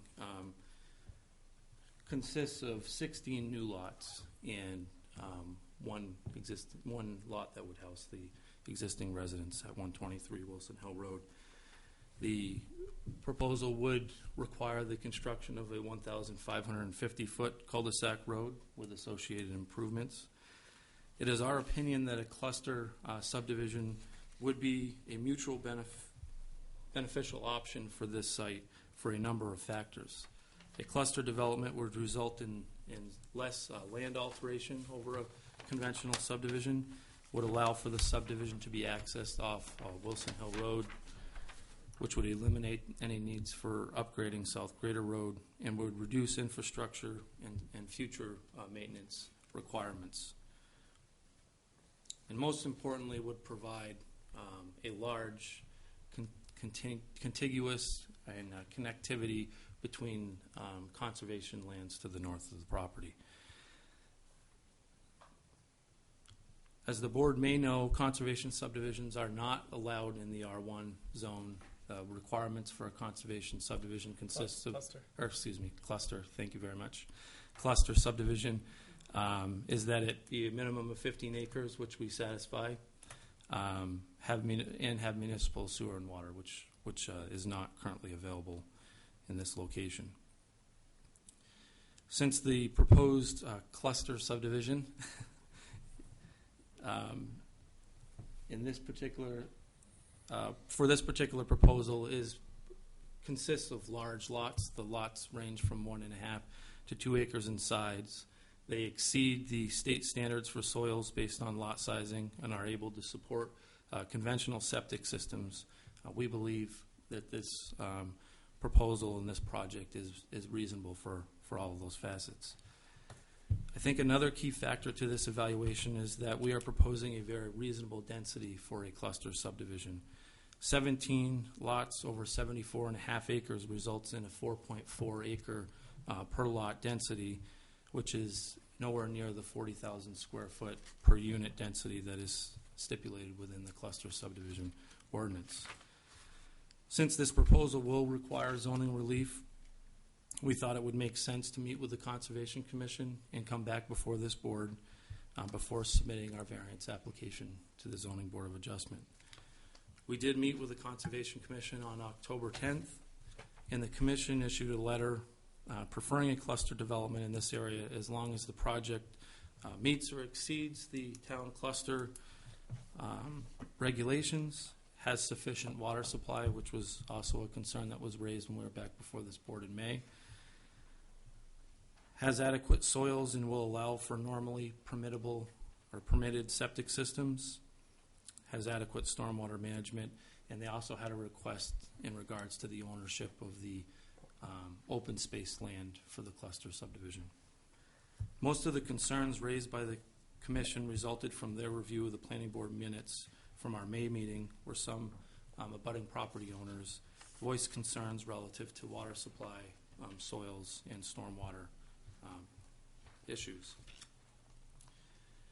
We have no issues with the Conservation Commission's concerns, as we believe through our investigations and research since our May meeting that this project will exceed the town cluster requirements and guidelines, will have sufficient water supply, will have normally permitted septic systems and adequate soils. It will have adequate stormwater management practices. And we are not, as I stated before, not opposed to the Conservation Commission's preference in either an ownership via land trust or the town of Merrimack. When it comes to water supply, in the question regarding water supply after our May meeting, we did contract HydroSource Associates Incorporated to perform a desktop assessment of the geology and hydrogeology for this project. The study was done per the board's request, this board's request, to address water supply concerns. I'm not sure if the board has had an opportunity to review the study, but basically the assessment summarizes that overall the information reviewed suggests that there is a good likelihood that the hydrogeologic conditions of the area could support individual bedrock sources servicing the residences that are planned for the development.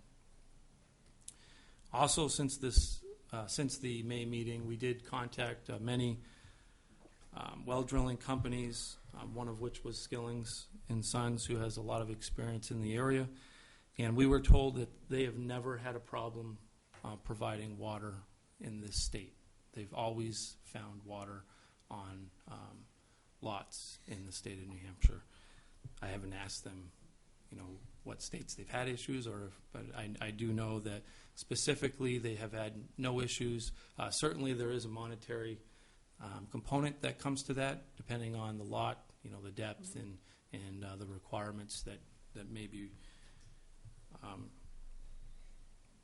implemented or may have to be implemented to obtain water. In regards to the soils and having normally permitted septic systems, as stated in the Conservation Commission's letter, we have performed test pits, at least one test pit, on all of the proposed lots. And all of them meet local and state requirements for a conventional septic system. We don't anticipate any issues with septic sizing. As I stated earlier, the lots range in size from 1.5 to 2 acres. Most of them are in the 2 acre range, which is a very large lot for a cluster development, but we believe offers a quality, marketable lot. In regards to stormwater, this project will ultimately go through an extensive stormwater management review on a local and state level. The project will trigger and require a number of permits through the local and state review, including the alteration of terrain permit. We do not anticipate any issues with meeting the local and state permitting requirements, and certainly based on the test pits that in soils that we have observed, we certainly believe that we'll be able to employ infiltration practices on site as well. Due to all of these factors, we believe that a cluster subdivision makes the most sense for this development. It's certainly our goal this evening to try to answer any questions that the board may have, and if at all possible, obtain some support for our future application before the Zoning Board of Adjustment. Thank you, Mr. Chairman. Thank you very much, Chad. Let me go ahead comment that you have accurately stated the content of the letter that we've gotten from the Conservation Commission. The board has also got another communication from an abutter who suggested that the board members take an opportunity to go look at the recording from the Conservation Commission meeting. And if that abutter is here and chooses to comment further, I'll let them, but I won't sort of call out any more of the specifics of what they put in their communication. I do have a few questions, and I'm sure other board members do as well. When you were deciding the difference between a conventional and a cluster subdivision, did you develop the number of lots 17 by using a yield plan, or did you develop a yield plan for the site as to what you could have gotten in a conventional subdivision? We did not generate a yield plan that we could share this evening. We did actually have a conversation with Tim Thompson, at the town. He did not believe a yield plan would be necessary. But if you do recall, we were before the board back in May. At that time, we were showing 12 new lots, a 13-lot development. And then with the addition of parcel 5A1, there was a development plan that was done, I believe, back in 2004. There was a gentleman that was looking at developing this parcel, and they had put together a conceptual plan and a road layout coming off of South Greater Road. We reviewed that, and it appeared as though we could gain about 9 lots over there. I'm not saying that the infrastructure and everything and all those costs would make a lot of sense for that, but it certainly looked like we would be in the range, if I had to guess, the range of potentially 23 to 24 lots. Okay, and I think that you mentioned that you're 4-point-something acres per lot in this configuration, so that's correct. I think that would make it pretty comfortable that you'd fit within the limitations of a yield plan. On your septic systems that you've got proposed, and you said you did some test pits, and as this moves forward, that would be something that the peer review engineering would take a look at to see what your numbers looked like and how you had it laid out. Are any of the septic systems proposed for requiring raised beds or partially raised beds for the septic systems? None of the test pits that we've performed require like a ledge design system. All of the ledge that we encountered in our test pits were 50 inches or greater in depth. Obviously, if you walk the site, you can visibly see rock in some areas. We did not dig a test pit in that location. I'm not saying that there isn't challenging terrain in some areas on the property, but we were able to, easily find suitable soils for a septic system and many systems. The test pits, some of the test pits, we did actually notify the town. Many of the test pits were witnessed, I do believe. So I don't think we would have to go through that exercise necessarily again, because we did opt to notify the town and have those witnessed. But certainly there would be conventional systems. There may be a small mound required for some of them. It depends on where the house placement is and how things would ultimately yeah, that's what I was getting at, because if you've got a bed that's in the ground for 2/3 of the way in severe soils, and 1/3 of it is in a raised bed made of really nice, well-drained stuff, good chance you're going to see the discharge coming out the side of that raised bed rather than going down, since the severe soils are going to resist it. The soils on site are actually well-drained soils. I think that's, the classification of severe soils is not always... It's a slope concept more than a... Yeah, it's not necessarily a physical soil properties necessarily that you're finding on site. The soils that we found on site were actually rather nice in a lot of the test pits, and I don't see that as being an issue at all. And certainly, we would be happy to share that data and those details and Okay. future septic placements and so on. You've got a couple of the lots, the existing home from Mr. Vaughn and the lot next to it with these very severe flag configurations. What was the thought behind doing that?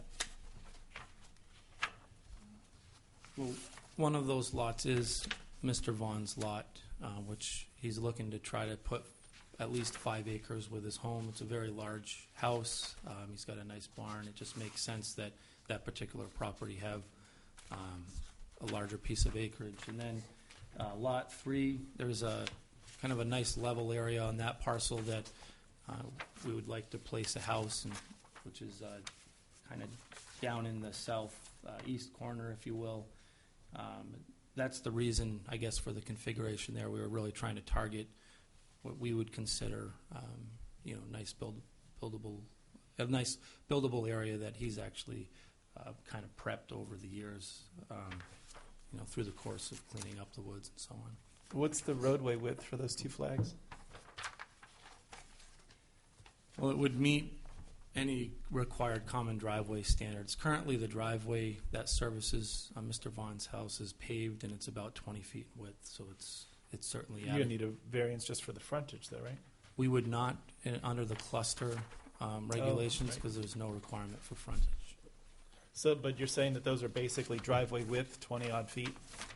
We're anticipating that would be a common driveway. See, the minimum lot size in the cluster regulations is 40,000 square feet. So if the configuration of the subdivision and the lots were a real concern, we certainly have room to work on that layout. When you consider that these are 1.5 to 2 acre lots, there's a lot of area there to work with. Kind of just speaks to the fact that we're really not pushing or trying to maximize the density. Here we're trying to create what, in our opinion, is a nice development with I guess I would say very marketable lots. Your roadway length is a bit longer than the maximum of the regulations, and the motivation for that maximum is related to fire control, fire department, length of hoses. Of course, up here that really doesn't come into play as much because there's no water source at the beginning of the road either. So whether it was 50 feet long or 5,000, it wouldn't change that analysis. However, in this kind of configuration, it's not unusual for our fire department to suggest that you need to put in some kind of a cistern or water supply for them to be able to use to access this home. Have you thought about that? If so, what kind of solutions might you come up with for what to do? We have thought about that. We've actually spoken with the fire department in regards to this development, and they have informed us that a fire cistern certainly is going to be required.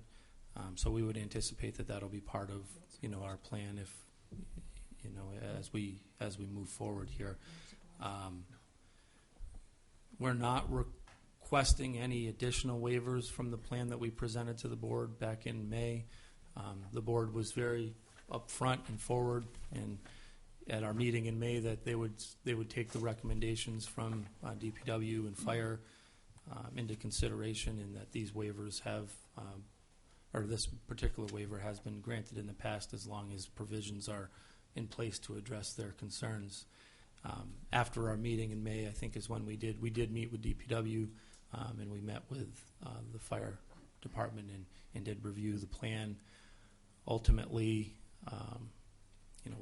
we didn't get any feedback from them because we haven't submitted a formal application, formal feedback, but it certainly sounded like this proposal was reasonable considering the layout and the geometry, as long as we provided a fire cistern and so on. And from a preliminary standpoint, that's all we're asking, is just sort of trying to point out these issues so you know what you're going to have to tackle before you get to a final approval. Do you intend this to be a road that you propose the town accept as a public road? I believe so. Okay. So you're connected with DPW and up to the town standards and all of that for the road construction? That's correct. as a normal part of this, unless you request relief from the board, there would be a requirement in regulations to put sidewalks along the road frontage in front of the lots. You have some thoughts as to what your plan would be for either doing that or proposing relief from the requirement? Well, when we met with staff, they were so kind as to inform us that that would most definitely be a requirement from the board. And what we have done is we've actually tried to build in on the plan. You'll see that there's kind of an access off of the cul-de-sac to the open space area, and we were anticipating that any kind of walkway would tie into that so that everybody would have connectivity to the open space area. As you saw from the previous plan, there is a very large conservation land, which is to the north of this site, which we believe is a very large asset to the town, but also is a good asset to any residents that may occupy the subdivision. And so we would be looking to kind of promote that in the passive recreation and so on. Thank you for including that in the plan, though. I think that's actually a good addition to have people have access to that. This isn't something that the board is necessarily able to require or would require, but I think the last time we had a discussion, there was some willingness by Mr. Vaughn to meet and talk with the neighbors about potential solutions to some of the hardships they've had with their water supply and seeing if there's some cooperation that can take place. Is there anything that you can offer about on that subject? Is my memory right, or has any of that kind of conversation taken place, or is there a willingness to do it? And again, this is not a board requirement. I'm just curious as to.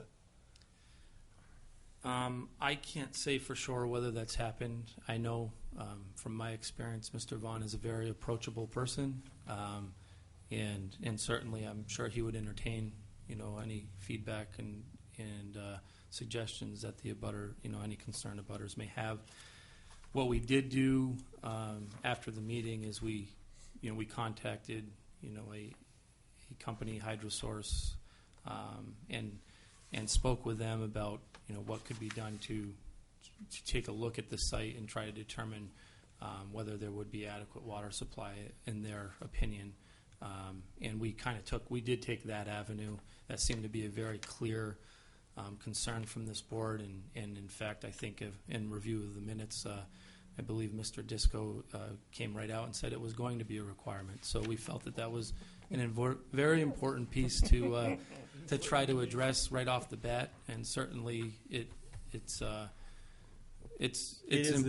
important to my client too. I mean, we need to be able to have water for these lots, and I think that we have some everybody we've talked to has stated that there will be water for this number of lots over this acreage with the recharge area and their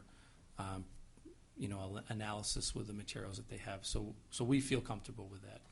Thank you for doing that, by the way. I didn't mention that earlier, but that's exactly what we were talking about when we were here before, was trying to get some basis for an objective way to know that you've got a solution to the problem. And I know that nobody actually knows what happens until you drill holes, but short of drilling holes, I think you've done the best you can do to figure out the question. As far as I can tell, I don't know, maybe some of my engineering buddies here will tell me different.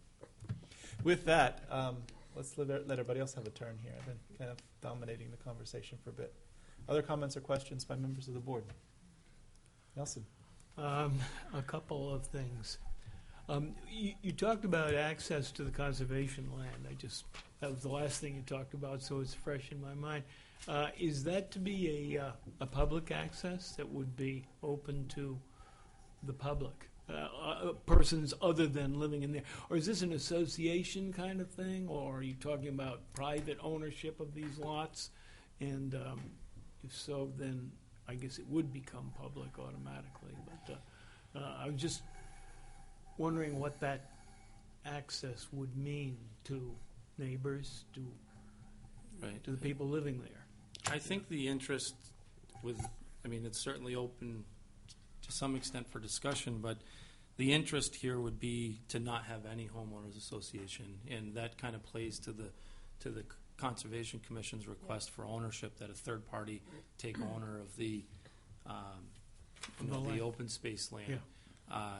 And then I don't think we would really be looking. It would be a public road, so you can't deter the public from accessing the road.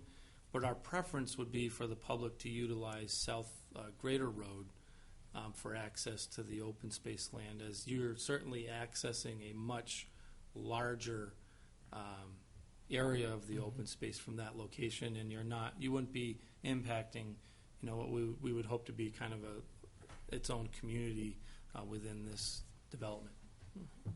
Yeah. Have you looked at the slope of the road or the driveways that could be built in there? I know the terrain map I have here is. I didn't get a chance to study it very carefully, but 10-foot contours. Yeah, 10-foot contours is a little hard to tell. But have you looked at that at all? Are driveways meeting our requirements going to be able to be constructed on these lots as we've configured them, or have you looked at that? We have looked at that at a preliminary level. And if you recall, back in May we did present a profile of the road and what your regulations would require and how we may be seeking a waiver on the road slope just to try to reduce the cuts on one side of the road. I would say that waiver is still something that we'll at least be discussing with this board because it makes sense. I mean, a minor modification to the road slope, 1% in over a distance of a few hundred feet really makes a difference on how things can fit in. But we have looked at driveway access. Once you get into the site, it actually levels off quite a bit. So the site has a unique geometry coming off of Wilson Hill Road. Just to the right, there would be, that's where the cuts really would be coming in. And then as you round the corner, we're kind of going with the contours a lot more. So the access off of the road in that particular location would be very friendly and quite easy.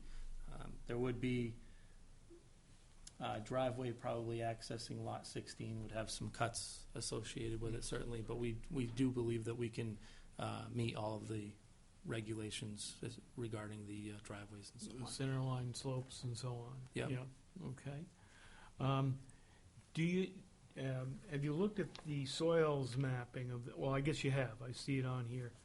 Now I've got to go back and look at it. And the soils are identified on this map that you provided. Okay. Yeah, they are. And Yep. most of it is that third type CTD, Chatfield Hollis rock outcrop. Most of where the subdivided lots are going to be. Yeah. Okay. And then, I think that we might want to have a separate look at this assessment, desktop assessment, from the town's point of view. I haven't read it, to be honest. I just got it today. I was away for the holiday, so. But I think we'd like to have somebody look at it eventually. From an engineering From an standpoint, engineering I guess that could be yeah. part of peer review. Yeah, that's what I mean, as part of peer review. If you submitted a formal application and it was the will of the board to go do a site visit, you wouldn't have any objection to us doing that, would you? Not No. that you could, because we have the right to. But Yeah. That doesn't sound like it would be advisable. I'm pretty sure we'd be happy to walk the site with the board. Any other Okay, comments or that's questions? all I have right now, Bob. Thank you. Anybody else? Any members of the public or butters wish to weigh in? I'm sorry, Mike, go ahead. Just make a couple of comments and then let the abutters have at it. But I think that there's still some questions I have about the severe soils, and we went through some of this discussion with Tomasian Drive, and certainly if he's going before the ZBA and getting a waiver to that regulation, the doubt in my mind is, well, there's rules in place for those types of developments because of the density and the use. So how does that play out with this site and the availability of those natural resources being absorptive soils and water supply? So I still have some doubts. I think the report that HSA provided is a good start.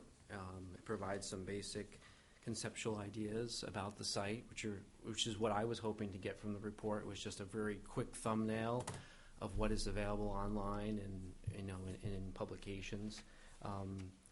There is some data here that seems interesting. There's some wells that have 0 yield and very low yield, some that are higher, but no rhyme or reason as to whether depth makes that better or shallowness. And so there was some discussions about being deeper in a well could be better. And so I've got questions with regards to that as that develops with the site, and may ask for some more information and just maybe another phase of that analysis. I think that's a good point. I think when I looked at that list, one of the things that was jumping out at me is I would love to have had a map to tell me where all those wells were compared to the site. And I don't know if that's available, Chad, but maybe that would be helpful in a formal presentation. Yeah, I think, for me, if that data came back and had every well, at something like, 2 gallons per minute depth and flow, and that there was just some consistency to the data, and then if there was a spatial application there that we could make a reference to, I think it would help to understand if there's anything that you can read with those tea leaves. And that's some of the hard part here, is that with the desktop desktop analysis, the scale geologically that they'll look at can be very big. And so when you're drawing a line on a map, it could have a plus or minus of, many, many feet. So, so looking at the well performance is something that is the right thing to do, which is what the study did. But I don't know that it was conclusive enough for me, so I definitely would like to learn more about that. And again, I'm still struggling with just trying to understand how, as a board, if the ZBA approves the cluster, what controls we would put in place to try to ensure that water supply was sufficient. I think when we did the Tamasian Drive project, we had the option of looking at septic there only because the water supply was available. And we came up with a solution of the double septic, which seemed reasonable. I don't know how you do that with water. And so I think we're going to need some time to work through that, and maybe Chad and his experts can help us through some of those thoughts.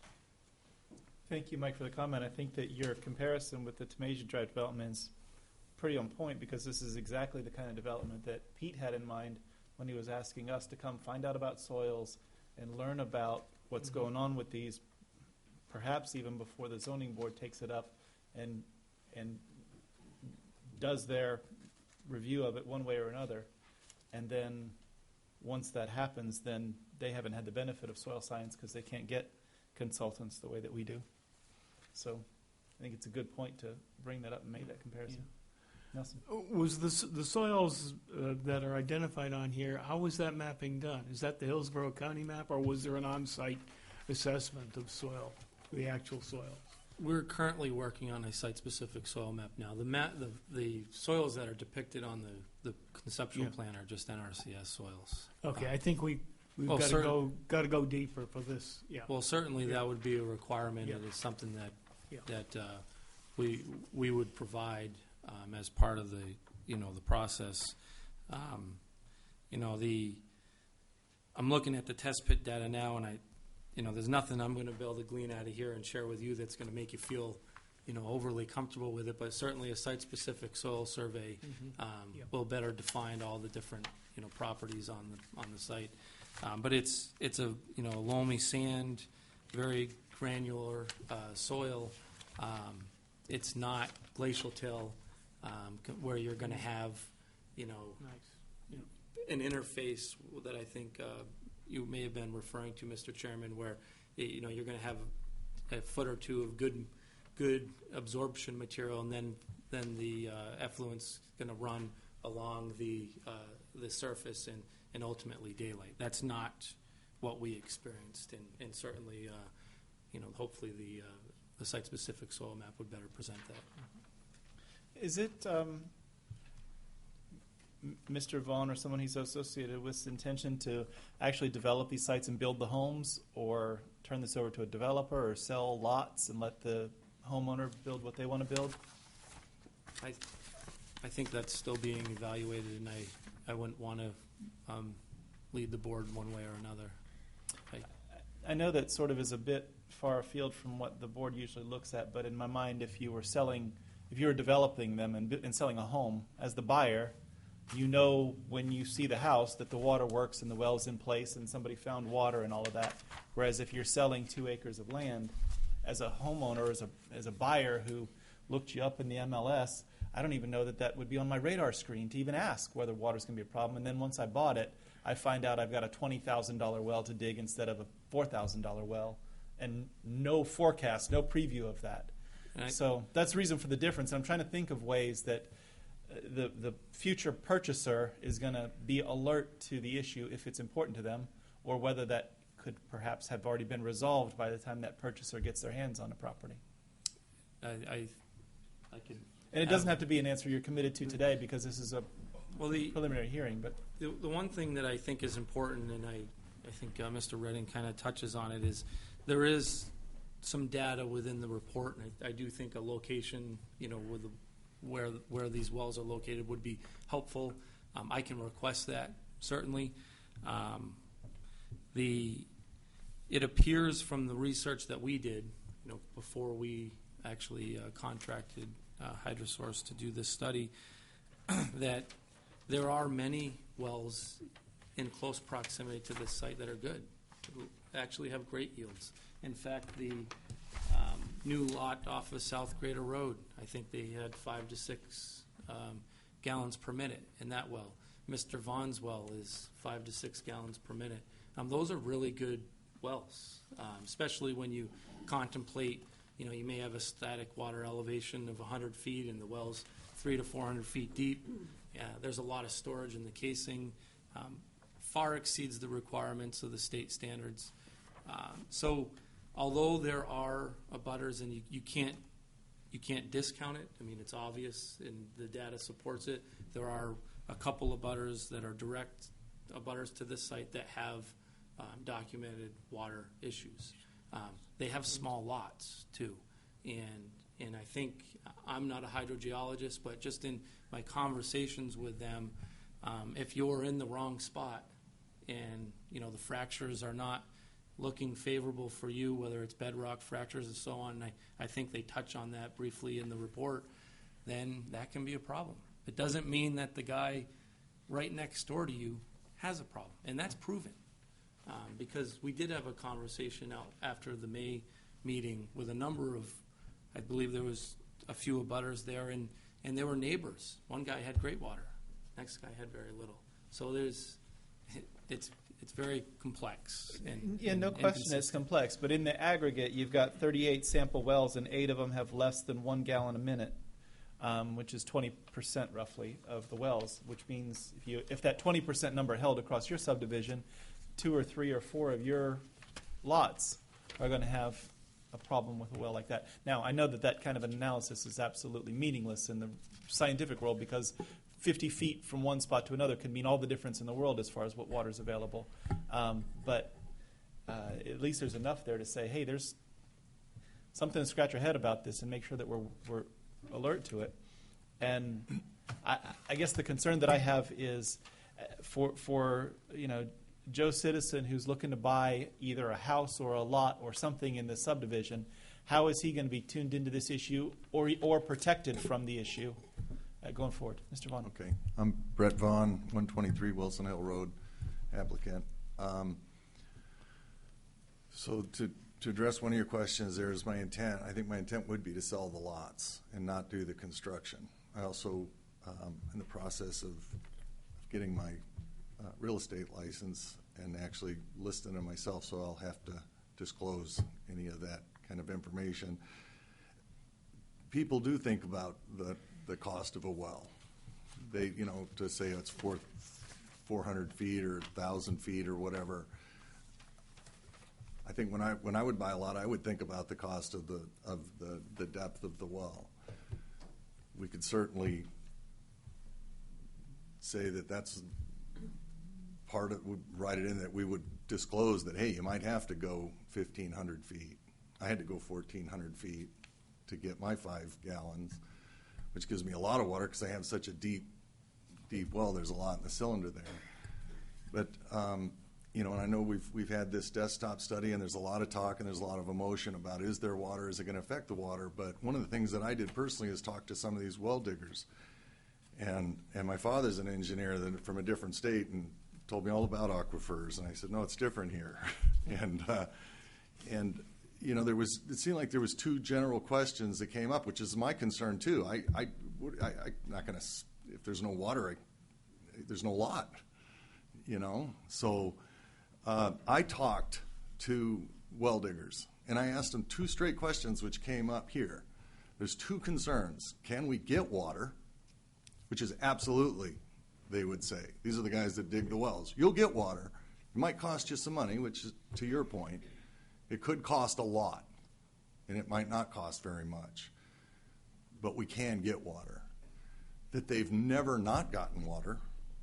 That there's options for community-type things or different wells that, you know, there's an expense there, but there's ways to do that. And the other one, that somehow digging a well would affect the water supply of another person, which I think is probably the bigger issue here, that the abutters are concerned about, than that everybody's happy that they don't have to dig a deep well when they move in. And it was told to me, over 300 feet from another well, there's no way you'll affect another well. And none of the proposals for where these lots are going to be are within 600 feet of another well that's already dug. Since that time, I have talked to an abutter or two that explained their situation and how they have no water.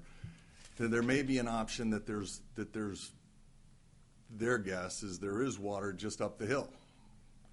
And I said I'd be happy to work out some kind of an easement, because those, if you look at the way those lots are set up, the abutting property there isn't going to be any construction. There's nothing down there. That's just open land down there. That if we had to set up some kind of an easement, or if we're in there digging wells and we could work out something where we dug another well, or they want to pay to dig another well, that I'd give them the easement to do it. We could do that. So I'm open to lots of those, you know, those kind of things if it does, to help out on it. But I'm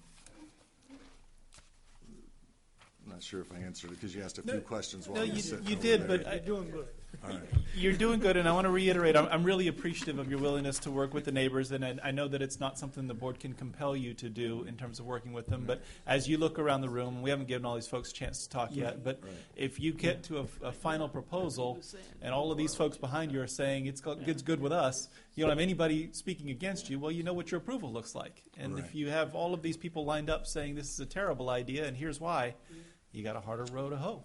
So that's the reason. I understand. That's why I'm trying to answer the question, and that's why I listened to the detail and the technical end of it, and there was two major concerns I heard at the last meeting. It was, can we get water, and will it affect ours? And I applaud you for getting some science behind it. It doesn't look like it would this. affect anybody else's, is what I'm saying. That's not an issue. The issue is, will we have enough water there? And the engineers have told me, and the well diggers have said, there's a lot of different ways that you can go about this, besides just digging a well on each lot. I got you. And I appreciate the responses that you got from them, and that you've gone through the effort of putting some science behind this. I still understand the anxiety from the homeowner standpoint, because it's something that they won't know one way or another until somebody drills the well and they see what happens. And then what do Let's they say do? a guy has 1 gallon or less. He's getting no water right now.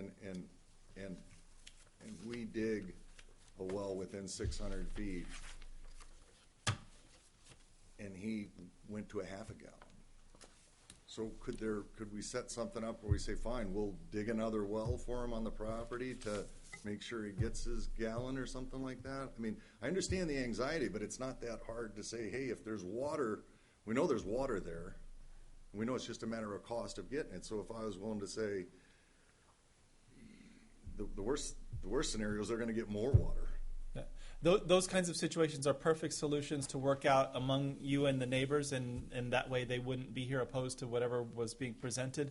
But I don't think it's something that the board would necessarily engage in to say, you got to go make a deal with this guy over here in the corner, that you would back him up and give him another well if his, that wouldn't be a board role. Well, I don't know, think. but respectfully, you're asking the question that I need to do more and more studies. If I can get water and how it's going to affect anybody because of the abutters are going to line up and say they've got no water. No, I haven't said you need more studies. I said I applaud you for putting the science behind it. I think that you've done a pretty good job. So, Oh, I mean, okay. I thought I heard that, all right, we're going to need to do more and more, which I'm not saying that that's not a bad idea either, but it's, well, I think Mike, in fairness, I think Mike did suggest some more detail and some more granularity and some perhaps peer review of the stuff that you've Right. sent. But no, I don't think that anybody. I haven't suggested that you repeat the hydrogeology study, because a desktop study is just a prediction, Yeah. and you don't know until you drill the well. So, and but there's- anyway, and these guys that drill them every day are the guys that I think maybe if we could hire them to come in and talk at the next meeting or something too. No? You can't have them come? Oh, we can't hire them. We can have them come. I said something wrong there. I know it would be more comfortable for you if we were sort of giving you a definitive answer and say that you've made it over the threshold or you haven't. And I'm not sure when we get to the point of review where we can provide that kind of feedback, if ever. But I think that you are taking the right approach with this, letting Chad do his job, getting some of the hydrogeology information. So I don't think that obviously you're not asking for a final approval. We're not ready to give a final approval, but you're going down the path the correct way. So I applaud you for that. All right. Thank you. With that, if there's no more comments from the board, let's hear from some of the abutters and neighbors. Are there abutters or citizens who wish to weigh in? Please come forward. Whoever wants to come first. It doesn't matter. You pick, sign in, make sure your microphone's on, introduce yourself, and my name is Zach Klimas. I live at 121 Wilson Hill. so you're 4A11, the first one on the corner? I haven't seen this yet. Yes, first If one Brett's on the corner. 123, then you'd be. Right. So, I guess my biggest concern is, I guess, not that I'm going to run out of water if Brett puts houses there and drills.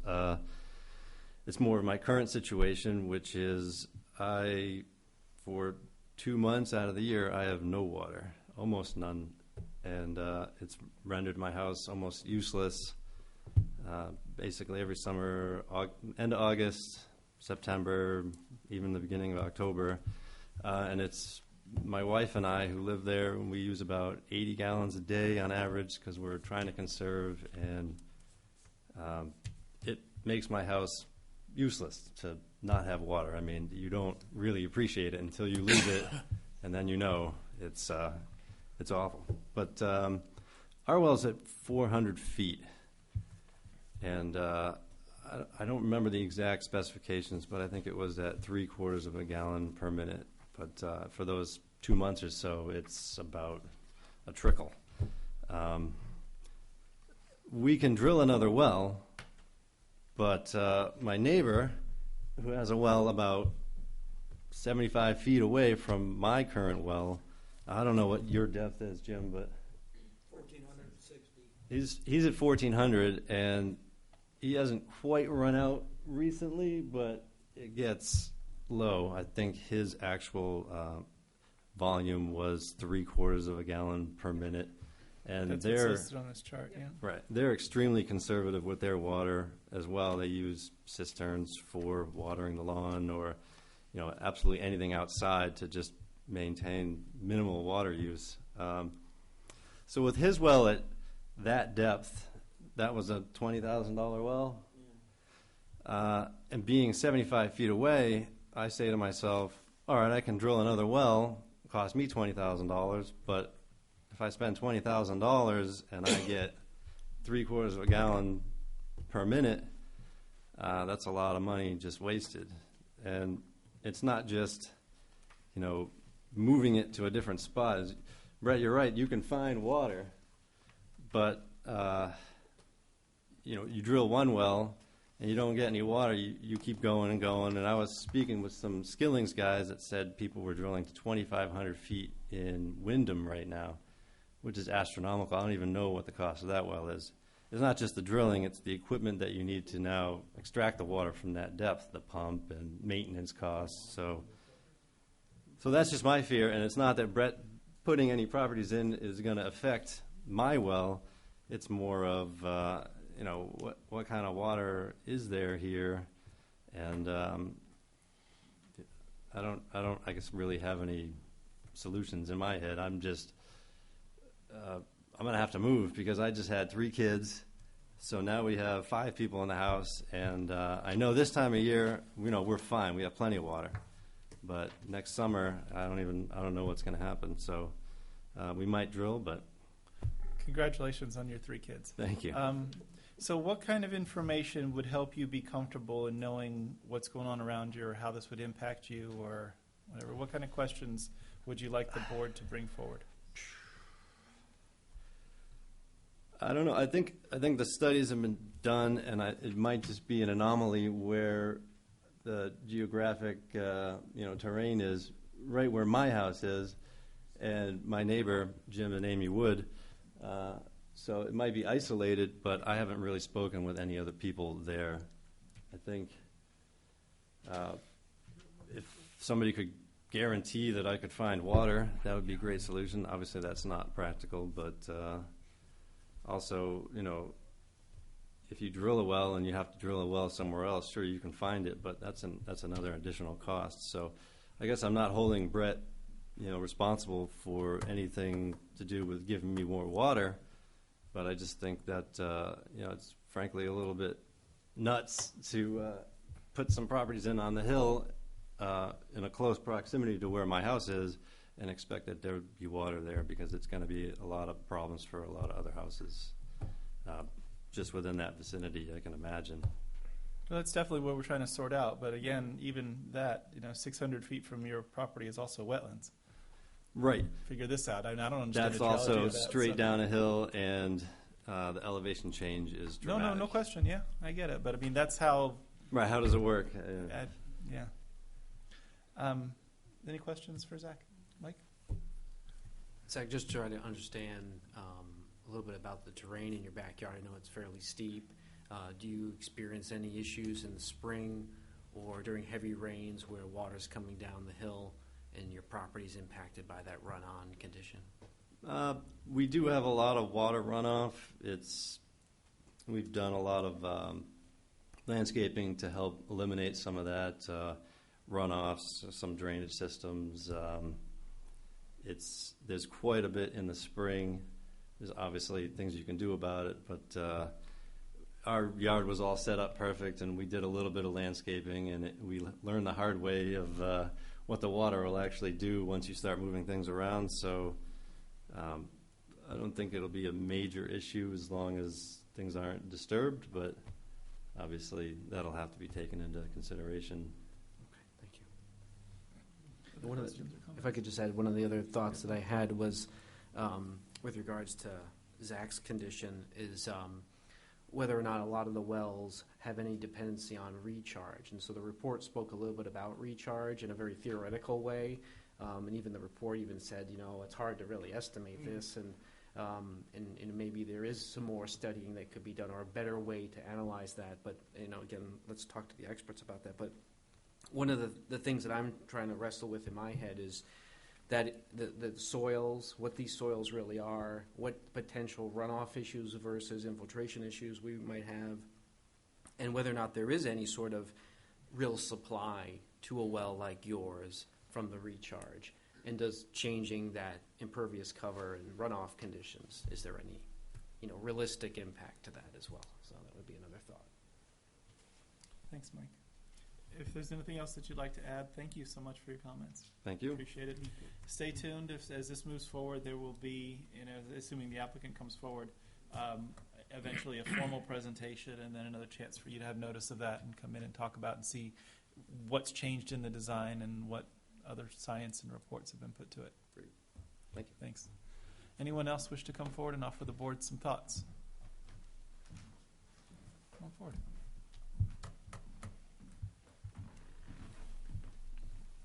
take a minute to get comfortable and then sign in and let us know what's on your mind.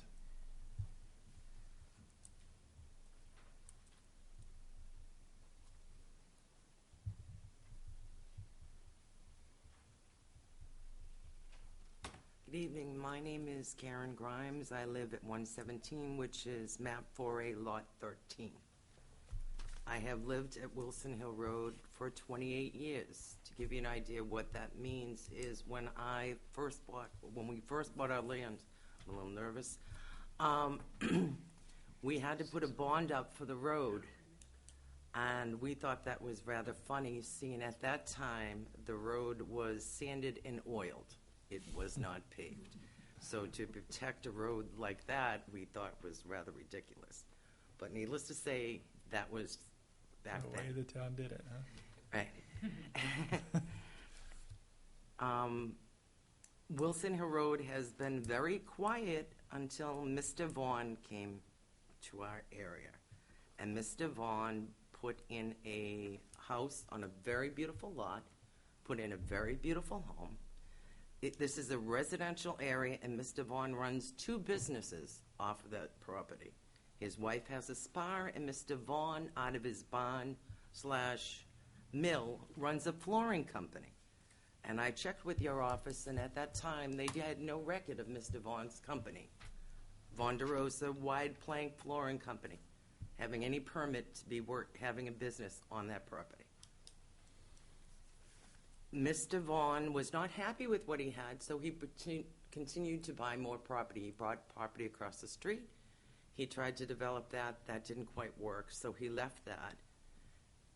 He has recently come back to change it that he wants to put in 3 homes, which he has. He then moved down the street and told you he needed South Grader Road in order to put in or get to his property. He completely destroyed that area, which before was an old logging road, which you could not even realize was a road.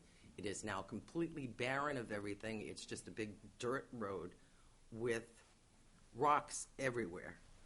Mrs. Grimes, can I interrupt you? Yes. I want to hear your testimony and the things that you've got to offer to us, but I want to ask you, you seem to be personalizing it to an individual rather than considering the proposal that's before the board. Okay. Can you focus on the land Sure. and the features rather than the personalization? Okay. At the conservation meeting, we found out on the TV that Mr. Vaughn wanted to change it from a 12 lot to a 16 lot. And your town laws are that if you put in a cluster development, you must have town water. And that is a very scary situation because we did have a fire at one time on Wilson Hill Road, and it was at 90 Wilson Hill Road, which is now considered Upham Road, because it was a dirt road that the town took over because it was so long. And they had to put, the house is located right near the Sauhegan River. And when they had the fire department could not get the pump into the well, into the river, so they ran a hose all the way Upham Road to Wilson Hill, over a mile down Wilson Hill, around the corner to McQuestrian, to hook into a fire hydrant. And unfortunately, that did not help anything because of the sole fact there was no pressure. And now you're talking about maybe putting in a 16-lot development with no water whatsoever. Now, as far as the well goes, Mr. Brennan made a few comments at the conservation meeting regarding skillings and always finding land, water on land. Well, the whole point is we had 2 dead wells on our property before we bought it. So we said, we'll do it the old-fashioned way. We brought in a dowser who brought his divining rod, walked the property, and came up with a place where he wanted to put the well. He marked it. We had Skillings come in. Skillings dug, went 300 feet, came up with nothing. We said, something isn't right here. So we had the dowser come back, and he said, no, they dug in the wrong area. So they redug and came up with the water.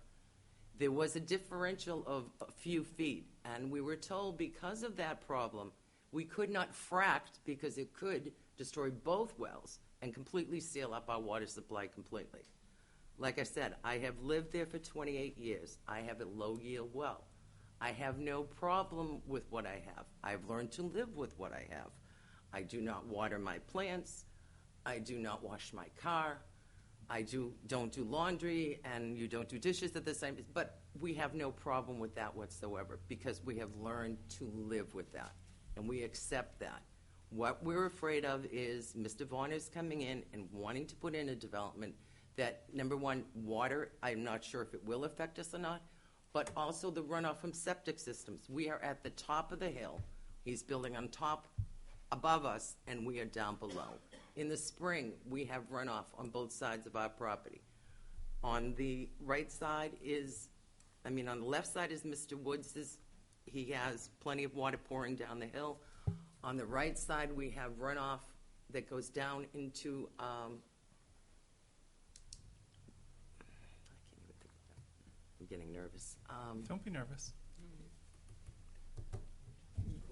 You're talking about Greater Road? Does it go? No. I'm talking about right next to my driveway. There is a wetland where the water drains, and if it stays fairly or it rains often, the water will stay. If it's extremely dry, it will dry up. But on a whole, it does stay damp for most of the time. So, like I said, there is runoff coming down that constantly. In the report, it shows a well installed at 106 Wilson Hill Road. 106 Wilson Hill Road is set across the street, down in a valley. So I don't know why they would pick this house on page 4 of the report. I think that they looked at all the wells within a mile. And so that's within a mile.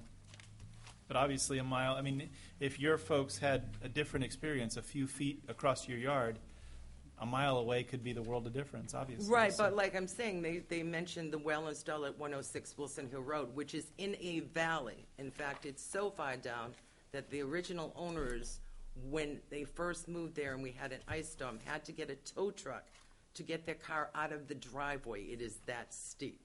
So like I said, to compare that to the area where the wells are going to be placed, I don't quite understand.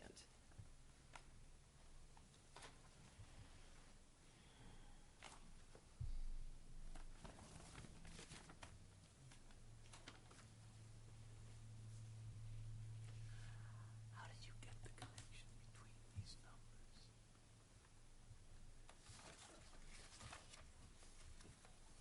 I told you what these numbers meant as well.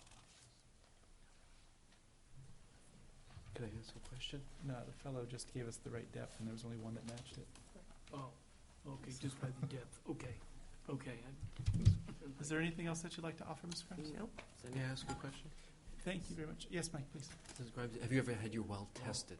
Yes. Have you had any problems or anything No. like that? Nothing? Okay. Do you remember when the last time you tested it? No, I don't exactly recall. Did But you we- ever test it for bacteria? We had it, we sent out samples and it was tested for anything that needs to be normally tested on the Okay. well water. But you're not sure what the No, particulars I'm were? not sure, but Okay. it was perfectly full. It's typically not a standard test, that's why I Right. asked, that's all. Okay, thank you. Do you know how deep your well is? Over 600 feet. Over 600 feet. One of the things that the applicant had proposed, and it was my discussion with them about the fire department, was this notion that the fire department would require them to have a cistern for fire protection because Mhm. there's no water source, exactly what you had said. Right. Now, that's typically like a 30,000 or larger gallon tank of water Right. for the fire department to tap into and use. And it seems to be the consensus of what we know about the fire department that they'd require one of those. I think they confirmed it for the applicant. Does that provide you any sort of answer to your question about fire relief and this, scenario that you talked about in the past where a home caught on fire and they had to run a real long line? Because they're going to have a water supply here for the fire department to use, and frankly, it'd be available if something happened to your home too, because the Right. fire See, department it'd be isn't going right to there. discriminate and Right. say, well, that's theirs and yours is yours. Oh, I understand, right. So that kind But of a as long thing. as that was the case where something like that would had to be put in versus having nothing and just hoping for the best, because there is no water anywhere. Yeah. Even going Amherst way or down. The way that we approach this is we have the applicant submit their proposal to the fire chief, and the fire chief makes recommendations, and we impose those recommendations as a planning board as a requirement for their proposal. And although the fire chief could certainly surprise me, I doubt that he would advance this proposal without a cistern. So, Okay. but it would be something that unprecedented. I think he's for him to already do said that. it's going to have a cistern. Or some other solution too. So, yeah. Thank you so much for your Thank testimony. you. I appreciate it. And as I mentioned before, stay tuned and keep watching as the project moves along, and see if some more of the information that you're wondering about doesn't get filled in along the way. Okay, thank you. Thank you. Does anyone else wish to weigh in and offer the board some information?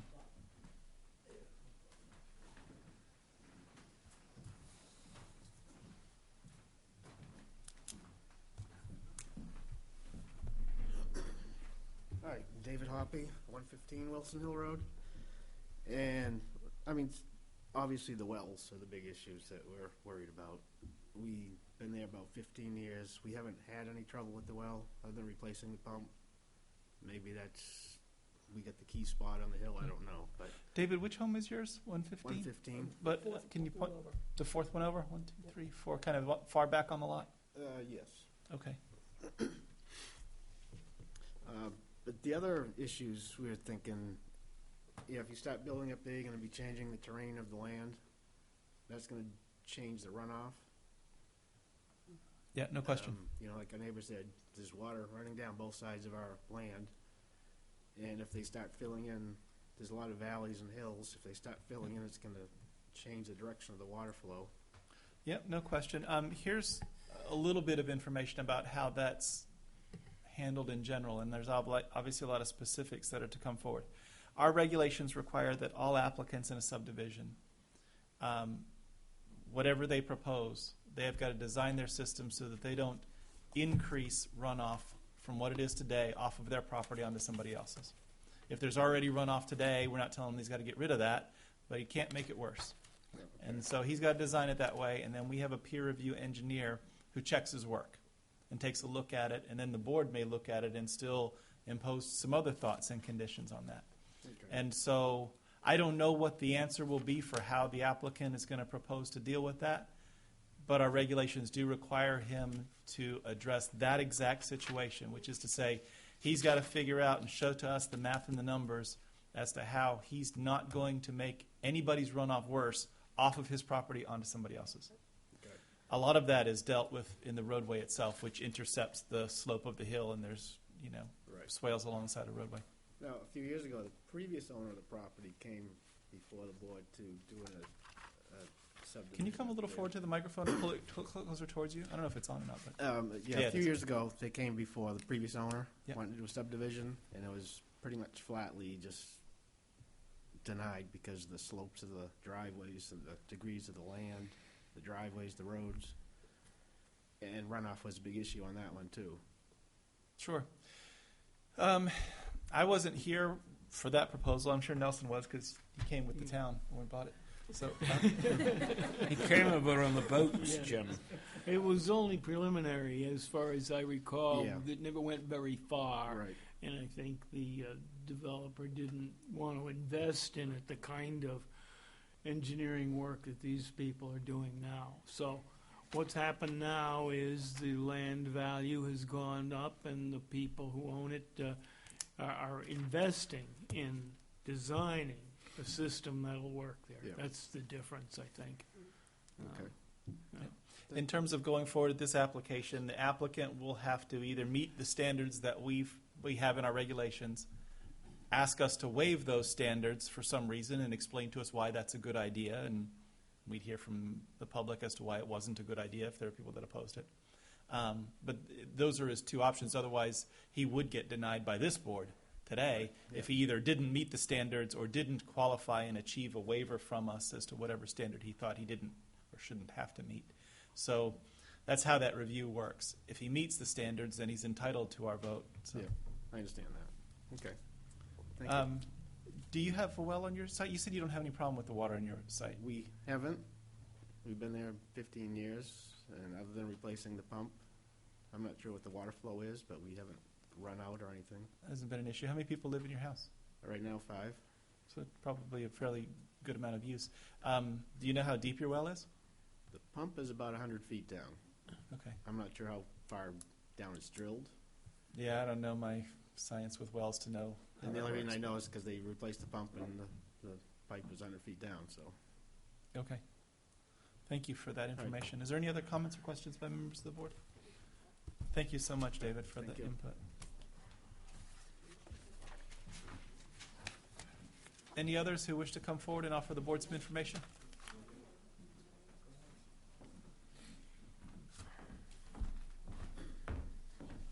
Hi.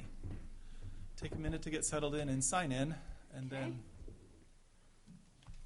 tell us what you'd like the board to know.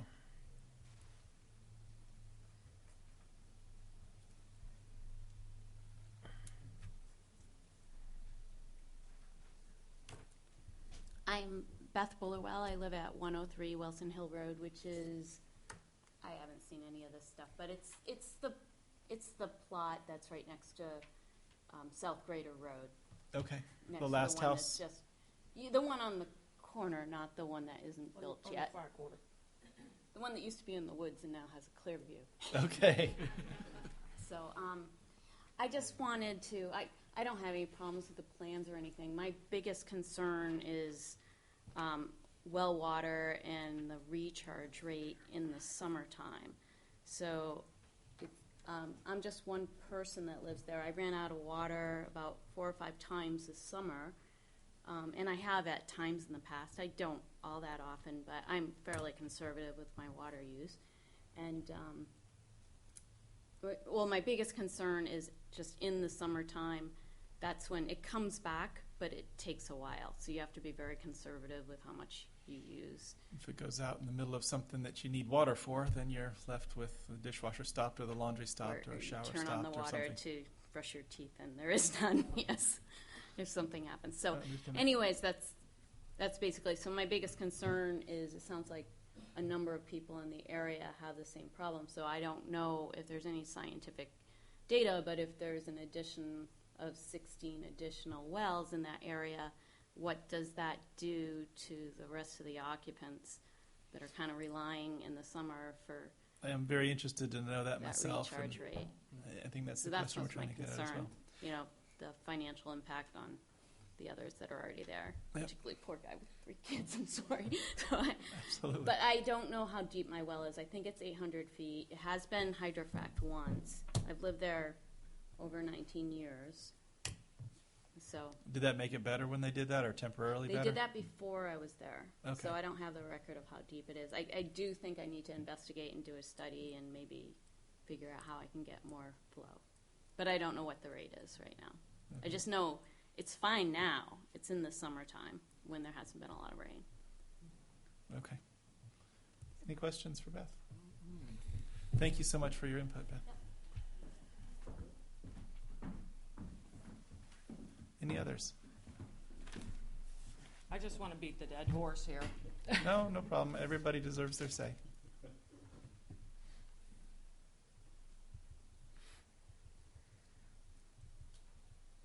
I'm Amy Wood. I live in 119. I am the second one in here. Thank you, Amy. Our well is listed here at 1,460 feet with a rate of 75 gallons, or 0.75 gallons per minute. So we have a pretty bad well. Yeah, you're on the list. On record. And I think at the time that we had problems with the well, which, Jim, I don't remember how many years ago it was. It's been a while, but that's what probably the rate was at that time. Skillings will find water. They will find water. There's 3 wells on our property that were drilled for our house. 2 of them are dry, and then we're off on the 3rd one. Skillings, when we're having problems, they actually came out and rechecked both of the other wells, and no water in those. So we went back to the well that we were on. We fracked it. Not a lot of results. We drilled farther down to 1460. We might got a little bit more return, and then we ended up fracking it again. So we got a little bit more water, yeah. $20,000 later. I don't have to go through that again. So just to beat that dead horse. So, and then I did get the copy of the report from the town, or that Brett had submitted, his folks had submitted. And I do appreciate that they casted that net pretty wide to get, 38 wells on there. But I don't think it's an accurate representation of the lay of the land and where the subdivision lies and what the terrain is. I think some of these wells that are within a mile or on Sandy Loman could be, a mile down Wilson Hill Road, or even down in where Sohegan Woods are. They're a very low-lying area. It's very different terrain, so I don't feel some of these wells are applicable to, what they could perhaps yield up there in the subdivision. So for what that's worth. I agree with you, and I think that the hydrogeology report kind of suggests the same thing, that you heard from other individuals. A few feet one way or another could be all the difference in the world. But I mean, even the terrain. I'm sorry, even the terrain of where these wells were. I'd like to see them plotted in, as I think somebody else mentioned. Where in reference to the subdivision do they lie? Yeah, and I can see, having had to do a project like this somewhere else for a client, the difficulty is that not every well that exists is on the record with DES. So, and the ones that are on the record don't necessarily indicate what their production is. And so trying to find a body of data to make a judgment on is really a hard thing to do. Yeah, I understand. It's a point in time and a reference, and all this tabletop assessment is a desktop assessment for what data's on record. So I understand that. At some point in time, I'm gonna get my well rechecked, because I think I probably have a little bit better than what this is showing. And we are conservative as well as our neighbors, indicated. There's only two of us. We shower at work, to be honest with you. We most of the time, Monday through Friday, we work down at Hanscom Air Force Base, and we have a gym facility there, and we shower there. So we don't even shower at home during the week most of the days, so that's when we do our laundry.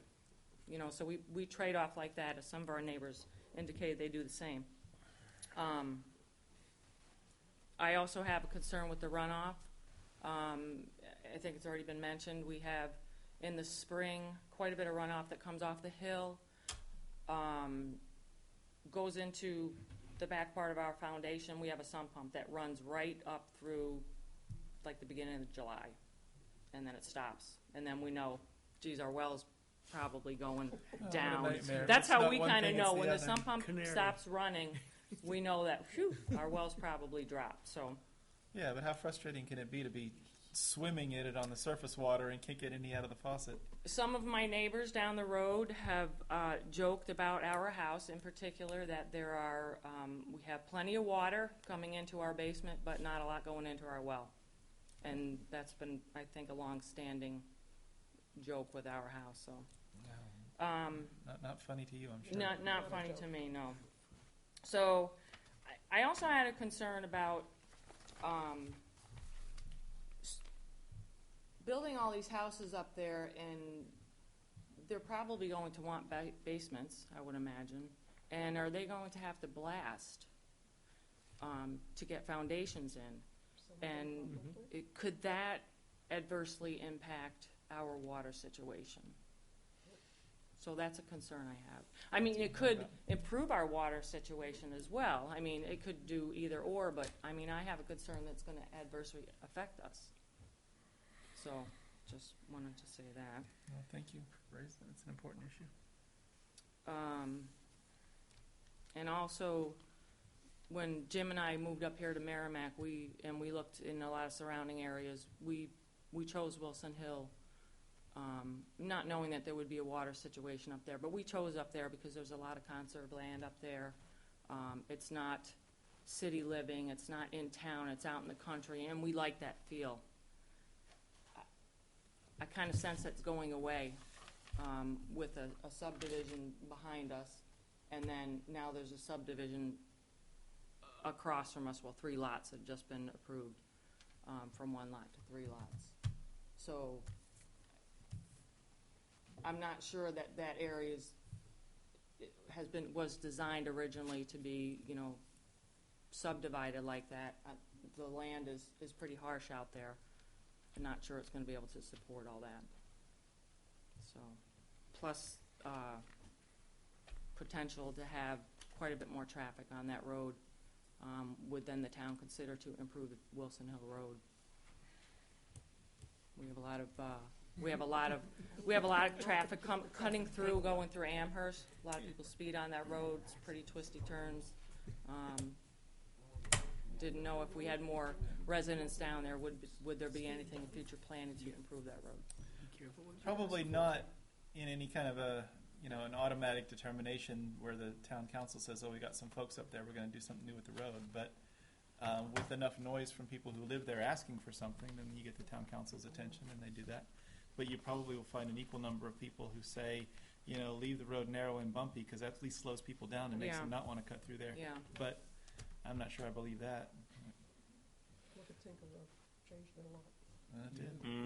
Yes, people go faster on my road. I mean, I'm glad that my road got repaved a couple of years ago, but people go faster on it now that it's been repaved.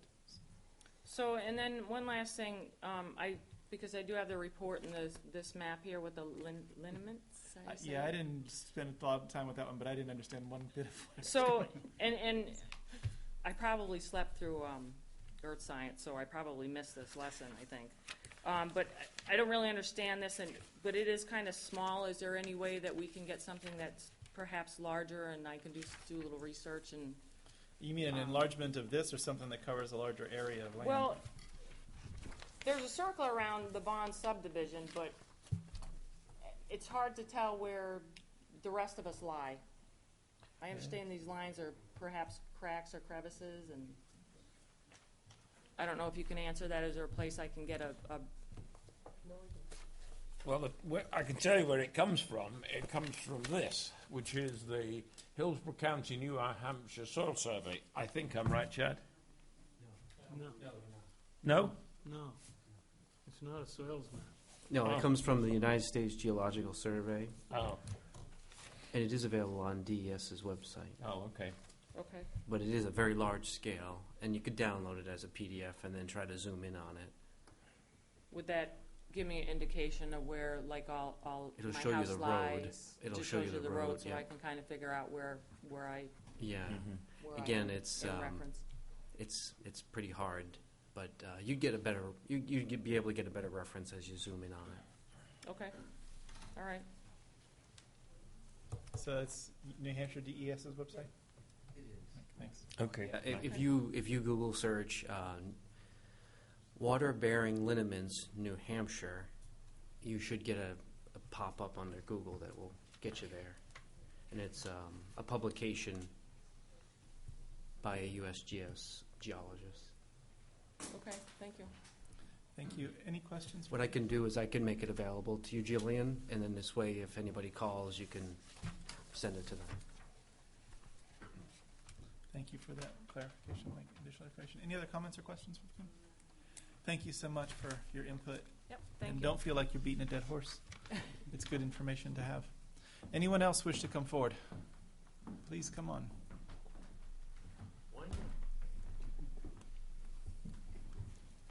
Take a minute to sign in and then tell us what's on your mind.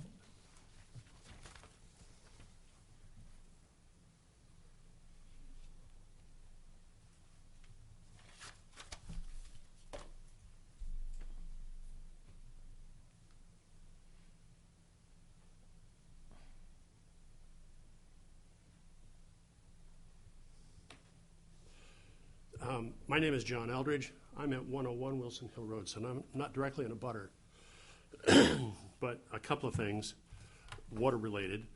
I can give a little historical perspective to the development. I worked for Norwoods, and Autumn Hill Land Services was the original developer of the lots on Wilson Hill Road and that back piece, which was 33 acres, and then Brett broke off a piece off Greater Road. So he was the developer of the lots that are existing on Wilson Road? Is that what you mean? It was Autumn Hill Land Services, which was a subsidiary of Norwoods. Okay.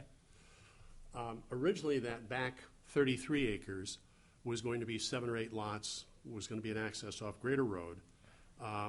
Cost ratios of things didn't look real good on that.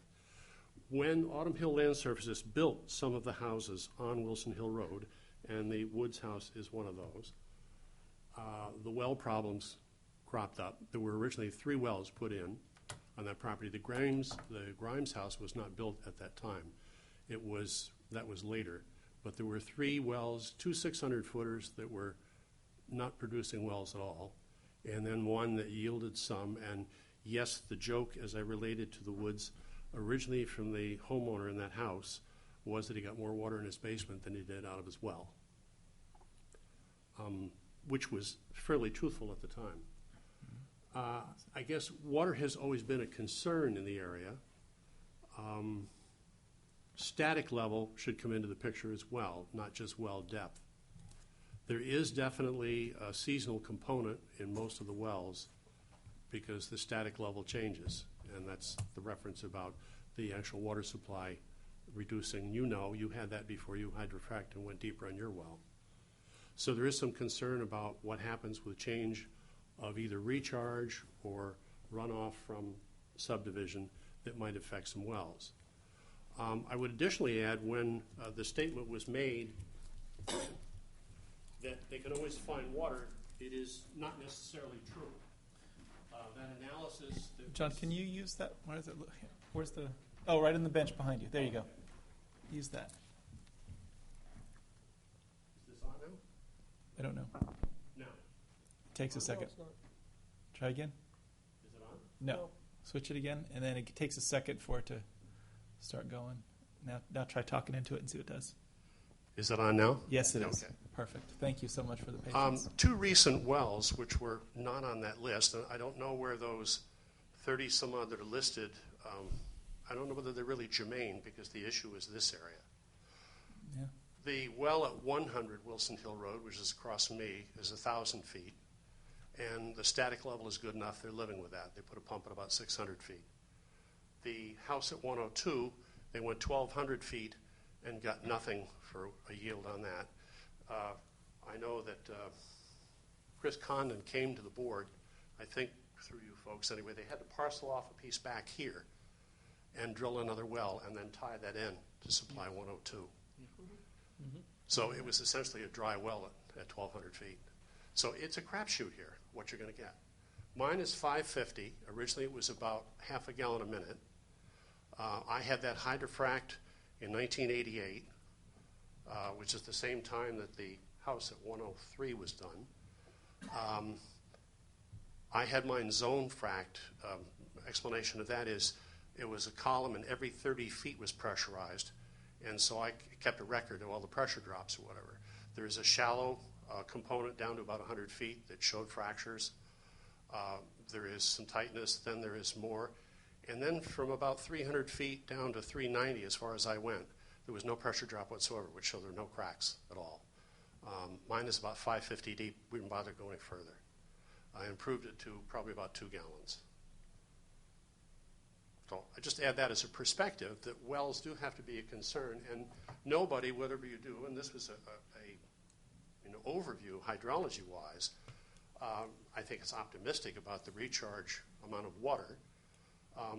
You're not going to know on wells until you put some wells in the ground.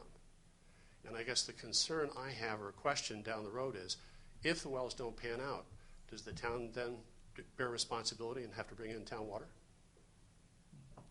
That's certainly the reason for asking all the questions. I mean, from a legal standpoint, no, there wouldn't be a requirement for the town to come fix somebody's lack of water supply. However, you would have all of those residents and all of you guys sitting in a town council meeting saying, yeah, we ought to do that, actually the Merrimack Village District, and telling them they ought to do that, and they'd be saying, well, where are we going to get the $1 million it takes to run a pipe up Wilson Hill Road? And all of that is why we're having such a debate about this today, and knowing what are the options that we sort out, because I don't think that it's in the town's interest to be, even if it isn't a legal requirement to do so, to have folks coming before and saying, we need this solution and we ought to do it, and potentially considering spending that kind of money to do it. So, I just thought, I should bring up the points.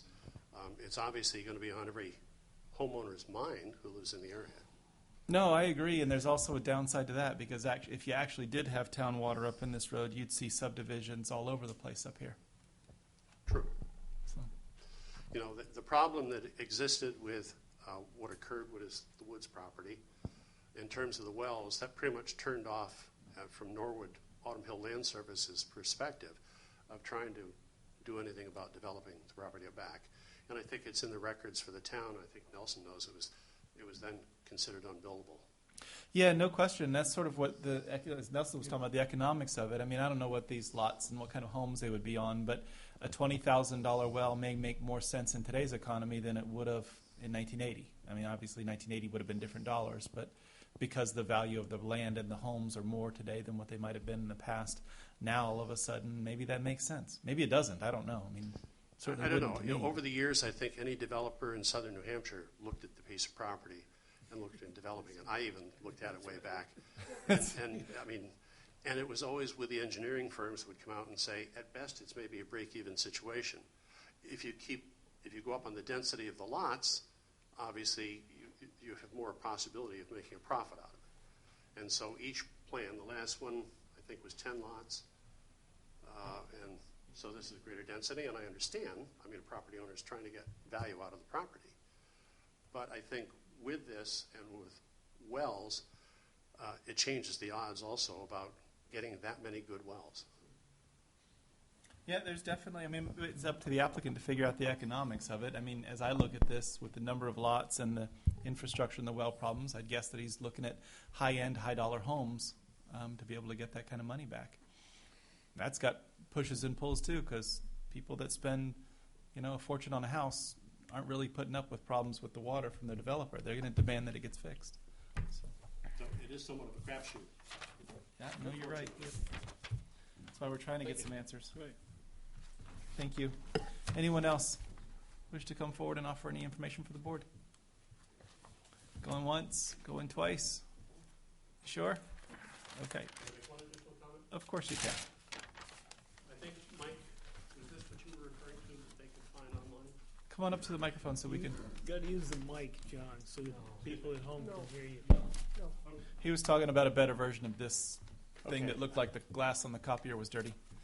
Mike had come up with this, which showed it's a fracture in the area where we are. I didn't know whether that was something that would be available. Well, I took that map and did what exactly Amy wants to do, which is... Your mic's not on, Mike. I did exactly what Amy wants to do, which is superimpose that over a satellite image and try to figure out where my well was so that I could solve my problems. I just wanted to show that. And Yeah, I thought that's it's what definitely... We're driving at. Yeah, that's what I was driving at. Yeah. Thank you. With that, if there's no other public comments, we'll close the public hearing. Chad and Brett, if you guys want to come back up, you certainly don't necessarily have to respond at this point to all of the things that you heard. I hope you're taking notes and sort of know what that was all about. We're glad to hear from you, and also we want to make sure as a preliminary review that you're getting the information, the feedback that you need from us. Thank you, Mr. Chairman. I guess just to touch on some of the comments that were raised. There are obviously varying topics, so I'll try to do my best to touch on a few of them. But when it comes to surface water runoff and drainage, I mean, I think you got to take a look at where these homes were built. I mean, a lot of these homes has very steep backyards, so there is an existing drainage problem. It is our job, as you very clearly explained, Mr. Chair, to address any, any impacts that our development would have to the, changes to the terrain, impervious cover, so on. And we believe, based on our investigations to date, that we can certainly do that. Many of our test pits, we didn't hit ledge.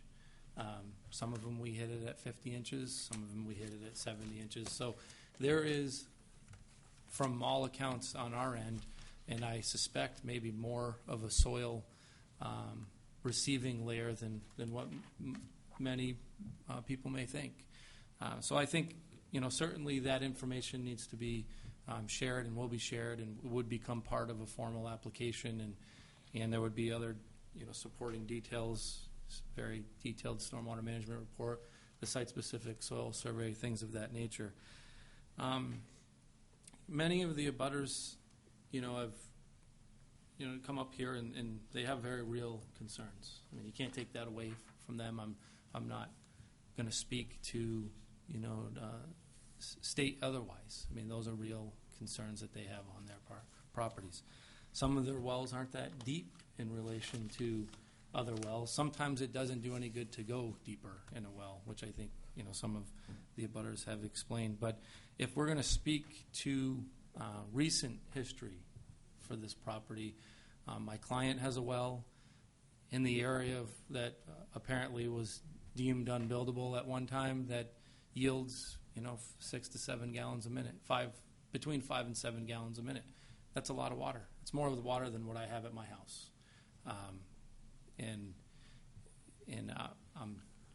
not on this property, but just speaking to that. The parcel off of South Greater Road, and I think just to touch on that, that's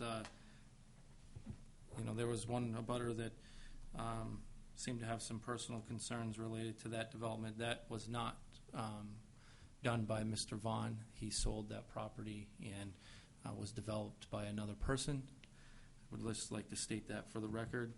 But when they did drill the well on that lot, I think they went down 800 feet, and they are at about 7 to 8 gallons a minute.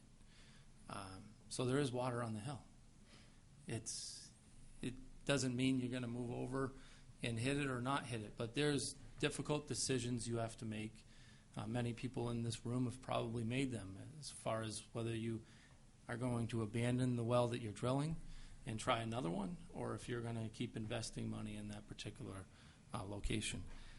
I can only state what we've been told in our conversations with HydroSource, our conversations with the well drillers, and that is that they always find water.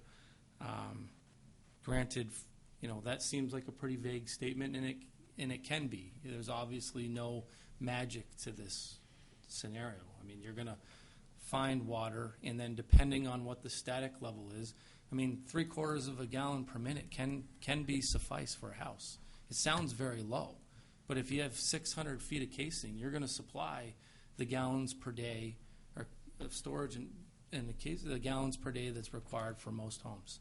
And that's outlined in DES's recommendations. It doesn't say anything about you have to get a certain yield.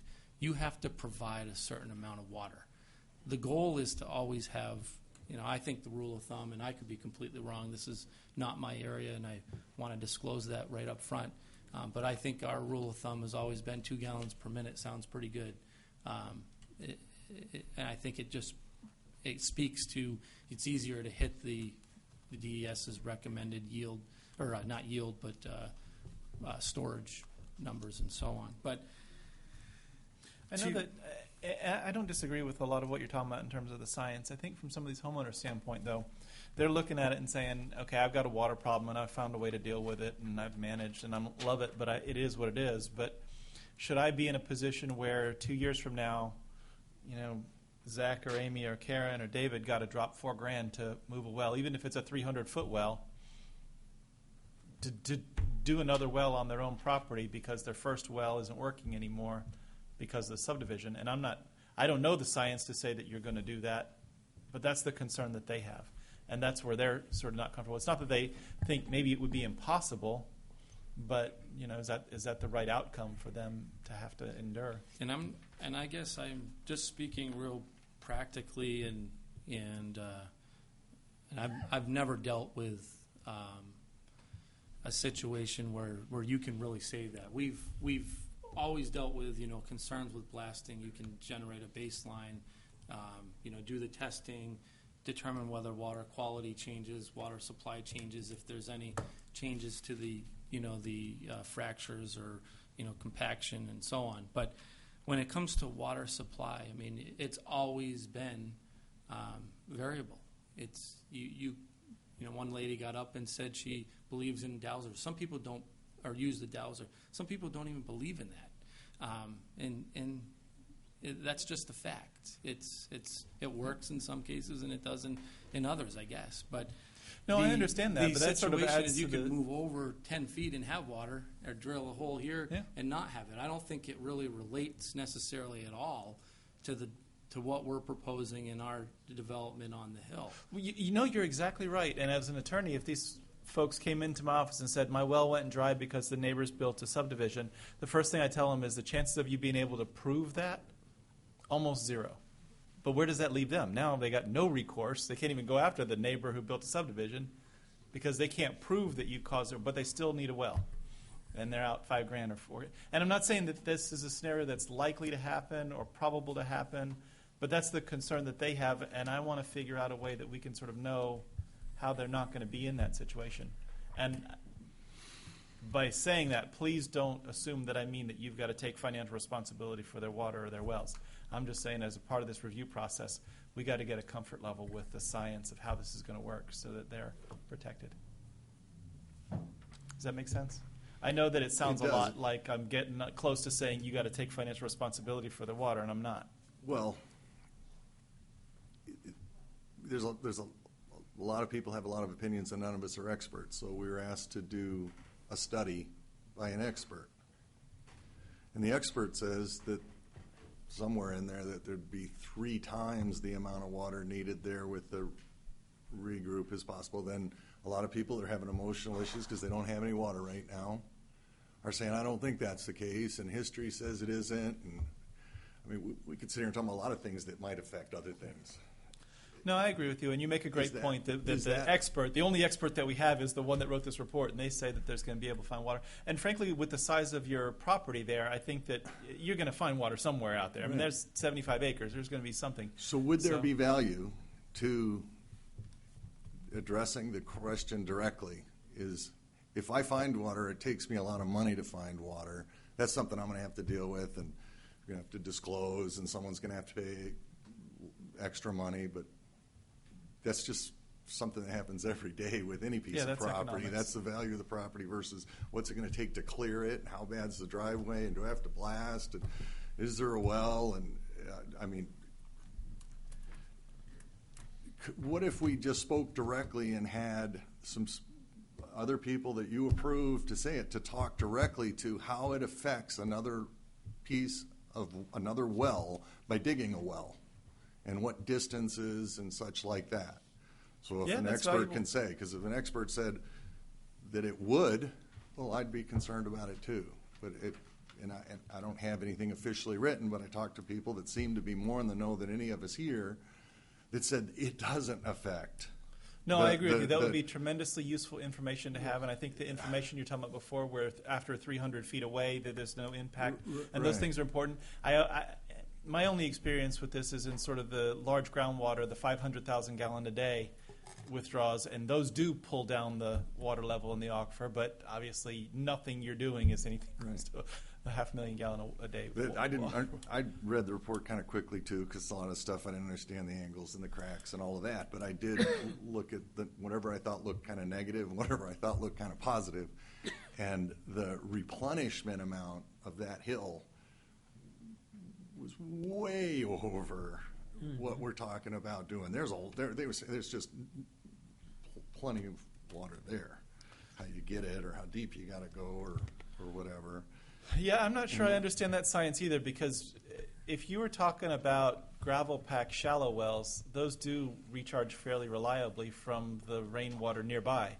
But I don't know how predictable or where they'll recharge in a bedrock well that's 1,450 feet deep comes from. It could be 50 miles from here. So don't either. And that's, nobody does, but no, somebody does though.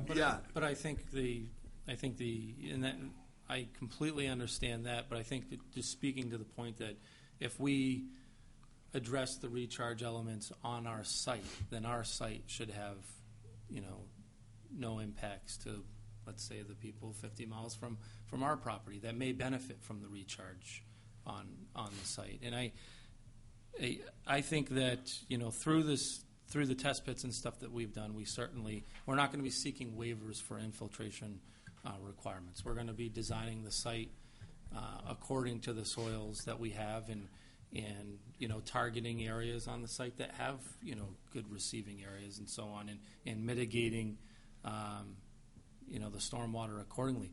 We have the ability to do a lot of different things. You mentioned one, which is the road obviously acts as a somewhat of a barrier and allows us to capture a lot of the runoff, especially the way it kind of heads to the east and is in between a lot of the downhill lots in the northern land. But so the stormwater element we're really not concerned about, honestly. I mean, we think we can handle that one. The wells is the wild card. We think that. I agree with that. I mean, you haven't shown us your design, but there's nothing particularly difficult about the groundwater on this lot compared to lots of other things that we've seen. I mean, it's engineering-wise, it's doable. But what you do and how you design it, I'm looking forward to seeing it. But yeah,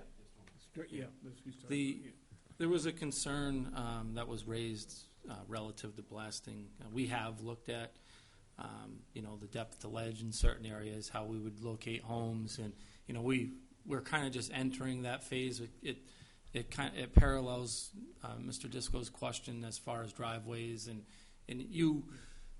part of the advantage of having larger lots is you have a lot more flexibility of how you place homes. You have more options for septic system location.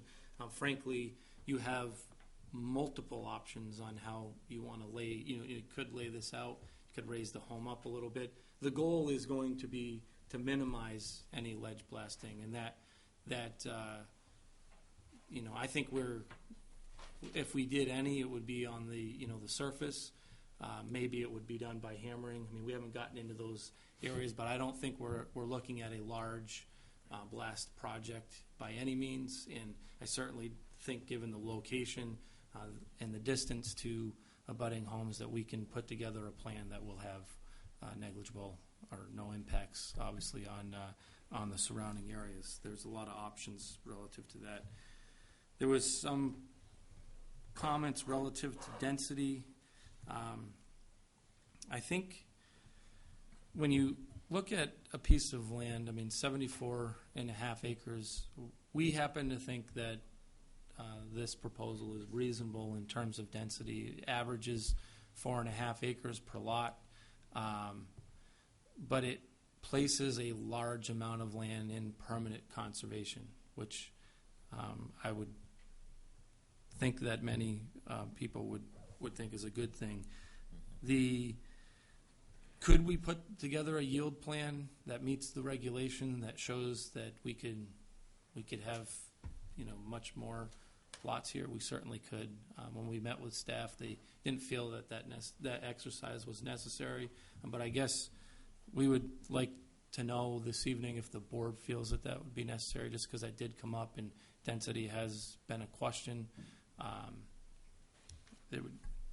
In the traditional subdivision in the R1, it's 100 to 1,000 acres of upland per lot. That's what you need. Mm-hmm. So that's 2.3 acres. Yeah. And you've got over 4 acres on the site. Yeah, I don't think that you'd have any trouble coming up with a yield plan that came up with 17 as an answer. More like you'd likely get to 33. Right. We would. And the relationship here is, if you look at the average size of the lots that we're proposing, I think, is 2 acres. So we're missing a conventional subdivision by lot size by like 0.3 acres. Essentially, this is a conventional subdivision in a lot of ways, with the exception of frontage. We're lowering the infrastructure by the road length, and we are consolidating the lots, but we're really close acreage-wise to a conventional, which I think it certainly would be part of our case, for the variance that we plan on seeking before the zoning board, is that there's not a lot of difference here between the conventional and what we're proposing. I'm not real familiar with the Tomasian Drive proposal, but I think their lot sizes were substantially smaller. I think they were, and I appreciate what you're saying, and I agree with the idea that putting a bunch of land in conservation is a good thing. And I agree with what the Conservation Commission had to say about that as well. So you guys do deserve your credit for that. When it comes to density, I'm comparing the size of your lots with the size of the row of lots along Wilson Hill Road that you're abutting, and your lots are certainly in the same ballpark. In fact, I think you're probably a bit bigger on most of them than that row along Wilson Hill Road. Yeah, they So, are. in my view, I know that folks are looking at it and saying there's going to be more cars going by the front of my house and all of that stuff, but I think that you've done okay with density. I'm not terribly concerned with the size of the lots and the way that you've arranged them. I don't know if other members of the board agree with me, but I would agree. I would agree. I mean, I think that really I don't have answers on the well topic. That's not my area. We certainly tried to at least initiate the discussion and the dialogue. No, you did a good job of that. I applaud you for that, and you did what we asked you to do.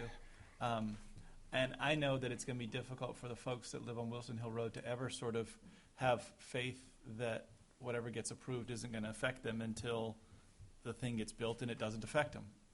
Or maybe it does, and then they've got their nightmare realized. So that's really what that's about. But all that you can teach us about how this water system and well works so that we can feel confident in our decision is really what it's all about. Whether that's having an expert with some credentials say, I know for a fact that when they're X feet apart, they won't affect each other. Or here's 2 examples of wells that are X feet apart and they won't affect each other, or whatever.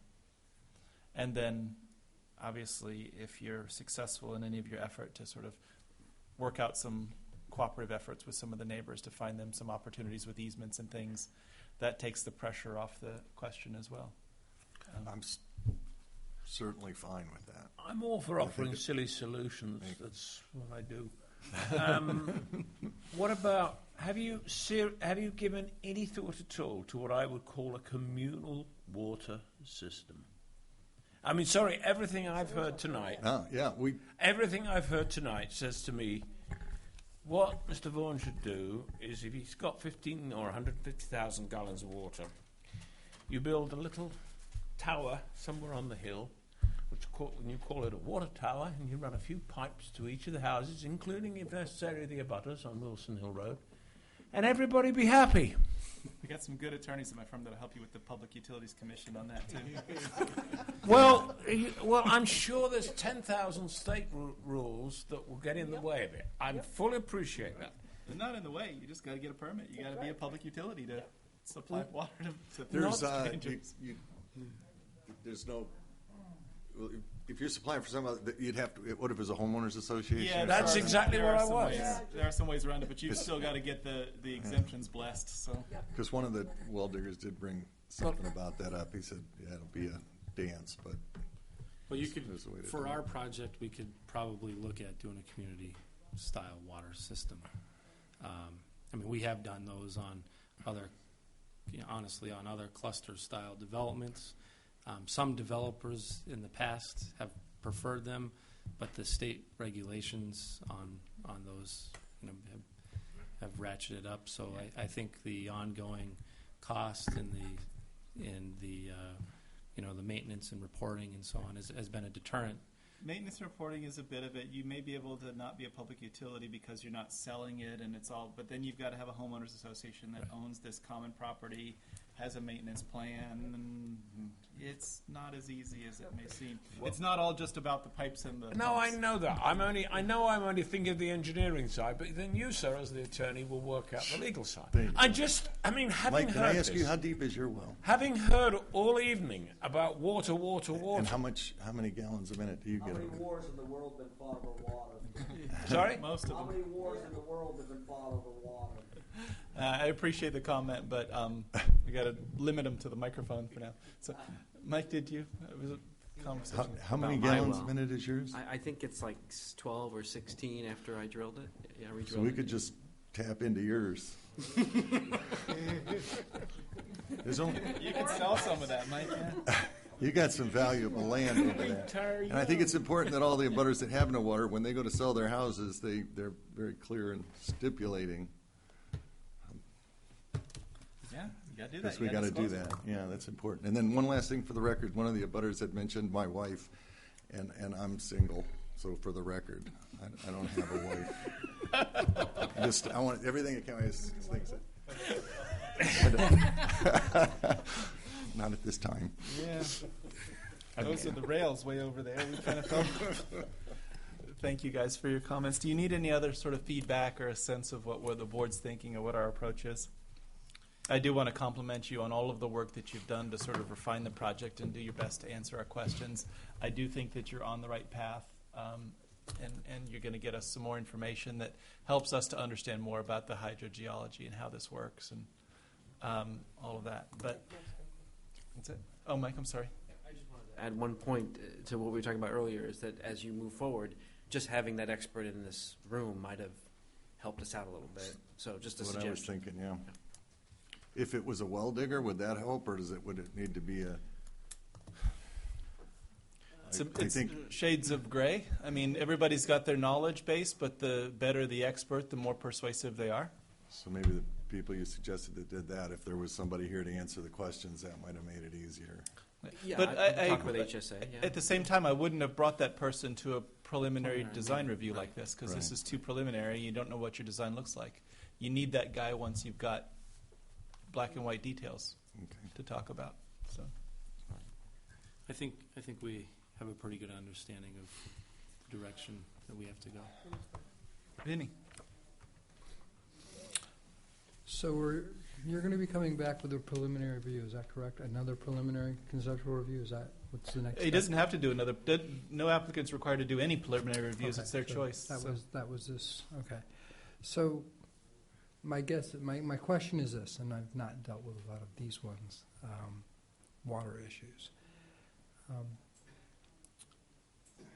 This board is going to approve or disapprove a subdivision based on some things, whether safety, health, what have you. Has this board ever gone down the road of actually not approving a subdivision because of a lack of water? This seems very new to me, and I guess I'm just not sure where the direction is going. They're going to come back with us with an expert. There's probably 5 experts out there that will tell you they can get water. There'll be 5 experts out there that tell you you can't get water. Okay, they're going to bring a few. They're going to bring somebody to us, I'm assuming, that's going to say yes, we can have water. At that point, okay, then we have to make a decision. I guess my question is are we ultimately going to make a decision on the subdivision based on whether the fact this applicant can actually come up with water for his lots? And can he effectively guarantee that he's not going to affect the other people's lots? There's a lot of discussion on water here tonight, but ultimately, nobody can guarantee anything. And I haven't heard that from anybody. You can't guarantee that you're going to have water. We can't guarantee that if we approve the subdivision that these people will or will not be affected. And I don't think there's anybody here on God's earth that can ever guarantee that. So my question is what is the town's responsibility if this is approved and there's an adverse effect to the abutters? I'm not really concerned about the gentleman subdividing because that's his issue. It's his lots. If he sells a lot and the people can't get water, you've got issues to deal with. You'll need gentlemen like Chairman Best, of course. But I guess, so that's my No, it's a great question. There's a lot of pieces and parts to that. For my own part, if I wasn't convinced he could supply water to his own lots, I wouldn't vote for a subdivision. I'd say that it doesn't meet a safety condition if he can't provide basic utilities to his applicant. Now, in terms of what's the town's liability, I'm not the town's lawyer, jump in on sort of weighing in on that. Having explored that same issue all over New Hampshire and a bunch of other municipalities, the way that this works from a legal standpoint is that the board's role is to enforce the regulations using the best information that it has. It isn't about guaranteeing that the neighbors aren't impacted by an effort or not. We don't guarantee that the water will work out the way that all the science says that it'll work out, any more than we guarantee that the traffic is going to work out the way that all the traffic is supposed to work out, or that the stormwater is going to work out the way the stormwater is supposed to work out. We do our best with the information that we have, take a good faith effort from the information we have. Efforts to pin the towns with liability for that have universally failed in New Hampshire. So I don't know of any example of someone coming up with a plan and saying, the town's planning and zoning and building code efforts. Even the buyer of the home who claims that the building inspector didn't make sure that the studs were right and the plumbing was right don't have any recourse against the town for failing to do that. So. One other question I had, because after going through this desktop report, this geology and hydrology report, the question that I had about it was there were some wells in there that had some incredible ability to produce water. How close were these in proximity to this site? Because it said within a mile. Is that within a mile? Is that a half-mile radius, so within a mile from the center point? I didn't get that out of this. I'm not sure, but that's an interesting question to see. I think there's well, let me finish. This report says that an average of 11.5 gallons a minute, if I'm not mistaken, somewhere in that vicinity is what was expected. Of course, based on the 1 mile radius, that's what's out there right now. But more localized to this area, this report, it seemed, there's an expression: figures lie and liars figure. Mm-hmm. Okay. And you can make a report say anything that you want, and we know that. And by looking at this report, they kind of gave a optimistic number, but put a lot of little I think comments. One of the abutters throughout. brought that up too about the, Yeah, the there's distance. a lot of I agree that it should be. They should just look at the houses that are right along there and get the average there, which I still think comes out to a reasonable amount. Even better, look at the ones that are the closest to where it's going to be, and the most recent ones, and they have water. So you can kind of make the. You could certainly you can. I mean, if this board play has with the the ability numbers. to make a decision based on a subdivision, based on what I have to make that decision based on something. I'm not going to base Right. it on a house that's got 50 gallons a minute that's a mile away. Right. Well, Or the guy that's unusual that has nothing already. Right. I guess what I want to state in response to that, Mr. Russo, is when we contacted this particular company, we don't give them any direction. We tell them that this is the town's concern, and this is our proposal. What is it going to cost for you to do a study? We don't say, this is what the results need to be, and if you don't give us these results, then we're not interested in your services. It doesn't work that way. And I kind of got the feeling that that's what you might be implying, and so I just want to state for the record that that's not the process that we go through. And I'll speak very openly. We contacted this company and Emery and Garrett. Emery and Garrett said that they would look into it, but they're not sure if they could do the study for us because they actually work as a town consultant. As a result, we chose not to utilize them for this particular study.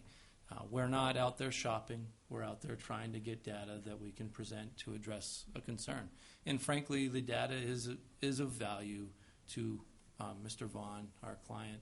And so I don't disagree that there's a range in that report that obviously doesn't speak accurately to some of the direct abutters. But I do think there are some direct abutters who have very good water. Yeah, I don't disagree with that. And so I think that there's some value to the report, but I also think that considering wells a mile away or not knowing where they are, Right. and also to Vinny's point, if you look at a well that's producing 75, another one at 50, another one at 45, if those three wells aren't included in your circle, your average is dropping to 3 gallons a minute on average. Which is still okay. And no question, but I think they should and that's leave the all way of these that. numbers. That's the way these numbers can be affected, and that's Just why go sort by of the technical stuff and forget the averages, because there isn't any. If we just get through saying, and a welder will tell you the same thing. You dig one hole here, and you dig one 10 feet over, you're going to get totally different results. So to look at any averages, I think you're absolutely right. Leave the averages out, but the scientific data in there that talks about how much water's in the ground and that it replenishes itself at a rate that is way more than we'd ever look at. There's it's there. At least to the best of the ability of these guys to talk about it. And to the extent that we were getting peer review on water data, Emery and Garrett would be the peer review engineer to do it. I don't know whether that's how that works in terms of what we get peer review on and what we don't. I'd have to hear from Tim to know more about that. But understanding what the best minds can tell us about the water is an important thing. So I would like to see a peer review, as I mentioned earlier. Well, there's got to be one on that. Yeah, I think we've got to have one. certainly for the project itself, I don't know whether there's a specific water peer review, but I hear you're asking for one, and I would want one too. For water. Yeah. I'm saying for water. As you know, I agree. Yes. Okay, we all agree on that. So, anything else that you need from us today?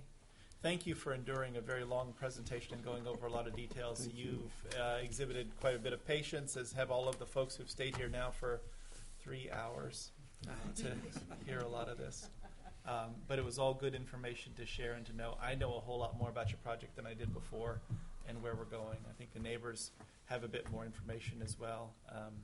I don't know at what point they either feel their concerns are realized or feel their concerns are resolved in any of this stuff, but we'll sort of keep moving on down that path.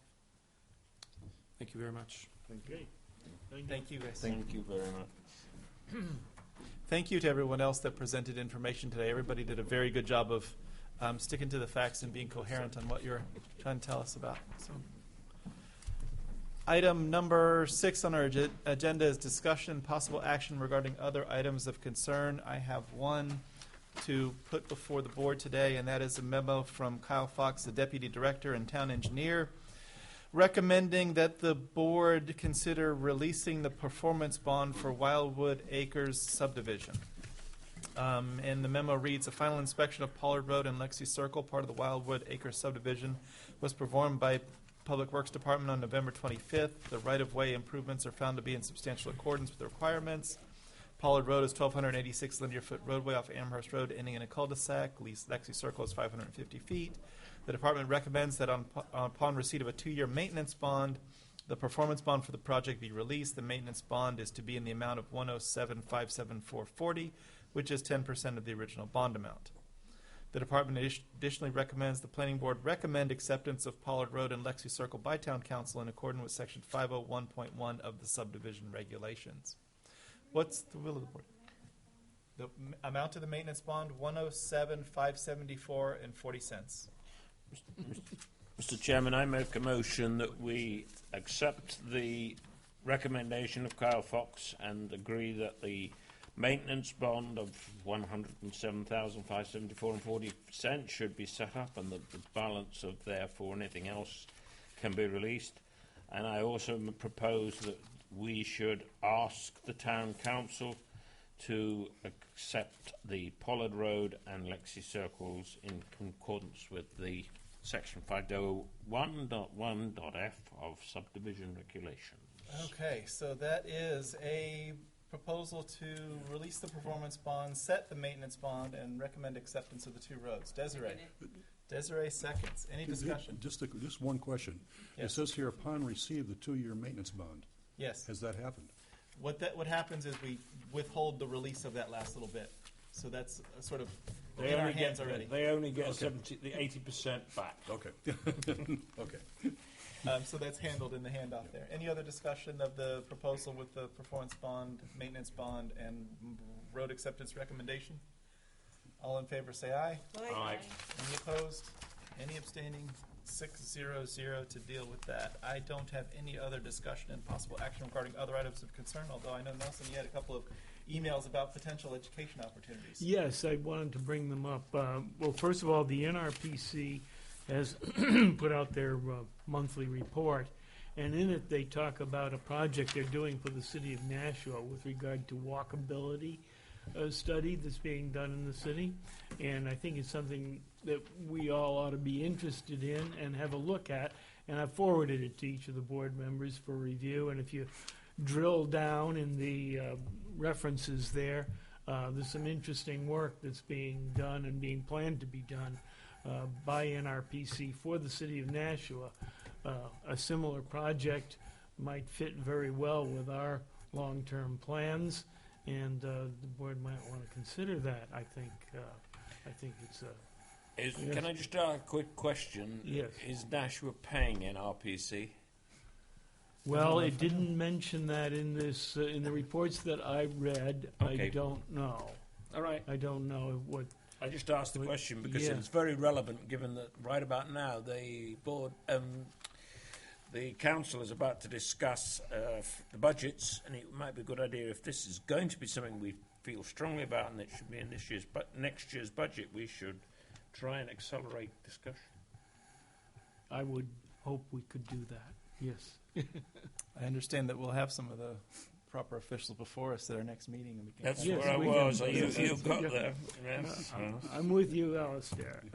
Yes, I don't mind tilting at that windmill with you. Oh, good. Oh, good. As long as, yeah. One other thing I wanted to mention is that Michael Redding has resigned from, as one of the representatives, has been one of the representatives to the Lower Merrimack River Local Advisory Committee. And we're allowed 3 representatives from Merrimack. And we're going to miss Michael. Michael's been a real asset, but unfortunately he finds he's got other things on his plate. And I want to mention that this is an opening for not only for anyone on this board, but maybe some of the people who might still be listening to this meeting. There's an opportunity there for someone to step forward. And it's a monthly meeting of a group that's interested in mainly in protecting the assets of the Lower Merrimack River, which in this case extends from the northern border of Merrimack to the Massachusetts state line. And it meets, as I say, it meets monthly. I'd be glad to talk to anybody in detail who would like to know more about the job, but it's an opening that's there for people interested in the environment and in environmental protection. Thank you. So, a couple of questions about that. Yeah. I assume that you're one of our 3 Yes, I representatives. am. Who's our third? Yes, George May is the third person.